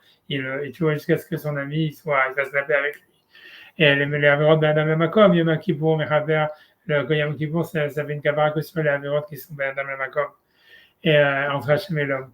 Et tu vois, et moi j'avais dit, tu vois, la question, parce que quand j'ai dit ça avec Valentin, alors j'avais demandé la question, enfin lui il a demandé la question, enfin moi je m'étais posé la question, je sais pas. Tu vois, que d'où est-ce qu'on sait bien que ça existe une responsabilité par rapport à l'autre, tu vois. Normalement, tu vois, on est responsable par rapport à Hachem. Tu vois, si Hachem il dit ne vole pas, ok, si tu voles, ça va ok, tu as transgressé la mitzvah d'Hachem, tu es coupable par rapport à Hachem, mais qui te dit que tu es coupable par rapport à l'autre? D'où tu sors ça, tu vois? Ça veut dire, si même si tu as volé, si tu as menti, si tu as un truc, d'où est-ce que la Torah, la Gemara, elle sort qu'il y a une responsabilité par rapport à l'autre? Tu pourrais envisager, tu vois, en fait, que toute notre responsabilité, si on a des comptes à rendre, c'est que Hachem, on n'a pas des comptes à rendre à l'autre, tu vois. Alors Hachem, il a dit ne vole pas, ok, alors je ne vole pas parce qu'Hachem, il a dit ne vole pas, mais en quoi, si Hachem, il me pardonne, pourquoi maintenant je dois te demander pardon à toi, tu vois? Tu vois, si je t'ai volé, c'est parce qu'Hachem voulait que je te vole d'une certaine manière, tu vois. Et ça veut dire, en fait, pourquoi j'ai une responsabilité? D'où est-ce que la Mishnah, elle sort, tu vois, cette responsabilité, une responsabilité par rapport à l'autre, tu vois? D'où est-ce qu'on sait qu'elle existe? Et pour ajouter même le passouk qui vient le justifier, il n'est pas du tout clair dans son sens. C'est-à-dire qu'il utilise un passouk sur les enfants d'Élie, c'est même pas du tout sûr. Et tu vois, en fait, tu vois, ce que j'avais vu, on avait avec Valentin, c'est qu'en fait, si tu veux, dans la capara de Yom Kippour, la capara, elle est marquée 2 fois. Il y a une capara, tu vois, qui est marquée, qui est faite par le Kohen Gadol, tu vois, c'est ça ce que la Mishnah, j'ai essayé de le retrouver, tu vois. Si tu veux, ça veut dire ça. 37b, je crois, hein, c'est ça. Ouais, non, l'agma, mais j'ai trouvé le pasouk, tu vois, c'est parce que j'ai pas eu le temps de faire la Mishnah et l'agma, je vais pas tout refaire, mais c'est simplement parce que je voulais dire, la raison pour laquelle je disais de Torah, c'est parce que, tu vois, Tu vois, c'est-à-dire, voilà, j'ai expliqué après, tu vois, mais ça veut dire, tu vois, c'est quand tu regardes sur la capara de Yom Kippour, la capara de Yom Kippour, elle est marquée 2 fois. Après qu'on nous a expliqué que la Torah, elle a parlé de tout le processus de la capara, on dit, voilà, que voilà, le bouc émissaire, il va être jeté d'une falaise, etc. À la fin, qu'on finit, qui va porter toutes les fautes du peuple d'Israël, marqué Va'eta lachem lechukat olam, Va'eta lachem lechukat olam, b'chodesh hashivi, b'asar lachodesh, te'anu et nafshotechem. Ça a pour vous une loi éternelle, perpétuelle, le 7e mois, le 10e jour du mois, vous ferez souffrir vos âmes. V'chol melachah lo ta'asu, et vous ferez aucun travail. Aizrach, ça veut dire le citoyen, V'agar agar betorcham, et l'étranger qui réside parmi vous, betorchem, pardon. Qui va yom hazeh yechaver alechem, parce que ce jour-là, il pardonnera sur vous. Les terres pour vous purifier, mais quand de toutes vos fautes, Ifne Hachem Titarou, devant Hachem, vous serez purifiés. Et ensuite, j'ai marqué Shabbat Shabbaton Ilachem, encore on répète, ça sera le Shabbat des Shabbats pour vous. Benitem et Nafshotechem, vous ferez souffrir vos âmes, Chukat Olam, une loi perpétuelle. Et ensuite, le verset dit Vechiber à Kohen, et le Kohen, il va pardonner Hachem Shachoto, qui va, celui qui va être loin, Batimale Hachem Yado, Vechain Tachat Aviv, et celui qui a rempli ses mains, ça veut dire qui a été ordonné, comme ça ils traduisent, pour être Kohen à la place de son père. Mais la vache Bigdé Abad, il mettra les habits de l'un, Bigdé Kodesh, les habits saints, Vechiber et Migdash Kodesh, et il pardonnera sur le saint des saints, Vetouel Moed et sur la tente d'assignation, Vetamisber et Raper sur l'autel, il va pardonner, va la Kohanim et sur les Kohanim, va le Kolakal et Raper et sur toute l'assemblée, il va pardonner. Tu vois, ensuite il est marqué, et ça sera pour vous une loi perpétuelle, et Ben Israël pour pardonner sur les enfants d'Israël, Mikol Chadotam, toutes leurs fautes, Achad Bashana, une fois par an, et Hachem il a fait comme il dit à Moshe. Et tu vois, j'ai dit, tu vois, en fait, ça veut dire que l'idée, c'est qu'on voit que la capara, elle est marquée 2 fois. Il y a une capara qui semble être liée, tu vois, simplement directement par Hachem, puisque le passage qui dit, ça sera pour vous dans le passage 29, c'est Hachem qui vous pardonne. Mikol Chadotechem Lifnei Hachem Titarou, toutes vos fautes devant Hachem, vous serez purifiés. Et ce passouk 29-30, on ne voit pas que c'est lié du tout au processus du Beth Amikdash, que le Kohen, il fait des corbanotes, etc. C'est lié en fait aux jeunes, tu vois, ça veut dire vous ferez souffrir vos âmes, etc. Vous ne travaillerez pas. Et parce que ce jour-là, Hachem va vous purifier et devant Hachem, vous serez purifiés. Et ensuite, on te parle d'une kapara qui vient par le Kohen, qui va faire des corbanotes et Hachem, et ça va pardonner toute l'assemblée. Et tu vois, moi, ce que j'ai voulu dire, tu vois, c'est qu'en réalité, c'est de là où l'Agma, elle apprend le truc. Ça veut dire que quand l'Agma, elle parle de Ben Adam Lachavero, ça veut dire que dans la relation à Hachem, même à Hachem et aux autres, ça veut dire l'homme, en fait, il vit dans deux dimensions parallèles. Il a une dimension, en fait, qu'il existe en tant que personne. Et donc, en fait, il a une responsabilité en tant que personne. Et dans cette optique, même Hachem, c'est une personne. Et tu vois, c'est de tout ça ce qu'on a parlé maintenant. C'est savoir comment faire sens, tu vois, du décret d'Hachem, comment comprendre, tu vois, nos limites, quelle est notre mission dans la terre, etc. Et en fait, on a une relation à Hachem en tant que personne, tu vois. Mais à part ça, tu vois, il y a un deuxième aspect que c'est plus lié à l'histoire de Elohim, on est des molécules de l'univers, tu vois. Et ça, c'est indépendamment de la responsabilité morale, tu vois, des choix moraux qu'on a fait, etc., de notre mission, de notre personne. C'est en tant que, voilà, ça veut dire on fait partie de l'univers, du clan Israël. Et si on a fait des fautes, c'est comme si notre corps, à un instant T, il a fait telle ou telle faute. Et ce corps-là, il a besoin d'être pardonné, il a besoin d'être purifié. Et ça, tu vois, c'est fait à travers le protocole du Beth Amikdash. Parce que tu vois, c'est la relation qu'on a à l'univers en tant que, si tu veux, particule de l'univers, pas en tant que personne, tu vois, en tant que, voilà, je sais pas comment dire, que membre du clan Israël ou, tu vois, particule de l'univers, j'ai pas d'autres mots pour le dire, tu vois. Mais c'est aussi une relation à Hachem, tu vois. C'est ce qu'on appelle Adam Lamakom, que Hachem, c'est l'endroit du monde et c'est comme si rien n'existe à part Hachem d'une certaine manière. Et nous, on fait partie de cette existence, tu vois, universelle, qui est une révélation de la présence d'Hachem. Et ça se fait à travers le protocole. Et pourquoi je vous dis ça, tu vois, c'est parce que je voulais dire, après tout ce qu'on a dit, tu vois, voilà, que la tefila, c'est du limoud et qu'il faut faire une introspection, savoir c'est quoi notre mission, etc. Tu pourrais dire, ok, alors si je fais pas ça, alors à quoi ça sert que j'aille à la choule et que j'aille répondre un kaddish au lieu de kiffer le midat sur la ramim? Et la réponse, elle est de dire que, si tu veux, ça, la première partie qu'on a parlé, c'est la partie élite, tu vois, c'est le Ben Adam Lachavero. Si tu veux, c'est le stade ultime, si tu veux, de la teshuva et de la prière, etc. Et maintenant, si jamais quelqu'un stam, il va à la choule, rien que pour répondre au Kaddish et pour répondre au Yud Gimel Midot, il rentre dans le protocole et donc il a la deuxième partie de la kapara, qui est la kapara comme le Kohen Gadol qui faisait le service au Beth Amikdash. Il suffisait d'assister et ça fait déjà une kapara sur notre corps, tu vois, sur nos atomes, sur notre sur notre matière, sur le fait qu'on a fait des fautes avec notre corps. Et ça, en fait, si tu veux, indépendamment de la responsabilité morale qu'on a par rapport à ça, il y a une nécessité, si tu veux, de purification par rapport aux actions qu'on a faites, si elles étaient mauvaises. Et ça, en fait, c'est comme si c'est des actions qu'on a fait en tant que particules, en tant que protocole, en tant que, je sais pas comment expliquer, tu vois, des mecs qui sont simplement des agents, mais pas des personnes. Et donc là, le pardon, il se fait aussi à travers un protocole, à travers un rituel. Et c'est aussi important de le faire parce que une fois qu'on a purifié notre cœur, alors ça nous permet plus facilement d'après de purifier notre neshama. Donc c'est ce que je voulais dire, c'est que même si vous n'arrivez pas à avoir la caméra dans la tefila, même si tout ce que tu veux, le fait d'y aller, de répondre au Kaddish, de répondre au Gibel Midot, c'est une capara à part entière. Ça passe par là. Voilà, c'est ça. Et c'est aussi une capara au moins sur le corps. Et même chose que faire le jeûne. Ouais. Là, tu vois. Ouais. Et donc, le travail à Yom Kippour, c'est en soi une capara, même si on n'a aucun sens, même si on trouve aucun sens là-dedans, qu'on ne fait pas de teshuva, Ouais. etc. On aura quand même la capara par le protocole, qui est une capara importante, tu vois. C'est ce que je voulais dire. Mhm. D'accord. C'est cette dernière idée que je voulais dire parce que je voulais. Chazak. Merci beaucoup, Rav. Ça va transformer la fila. Ça va transformer Kippour. Merci beaucoup. Kol hakavod. Merci beaucoup. Shana Tova, Gmachat Tova. Pas très vite, bye. Sacha, pareil. Bye bye. Bye bye. Bye bye. Bye.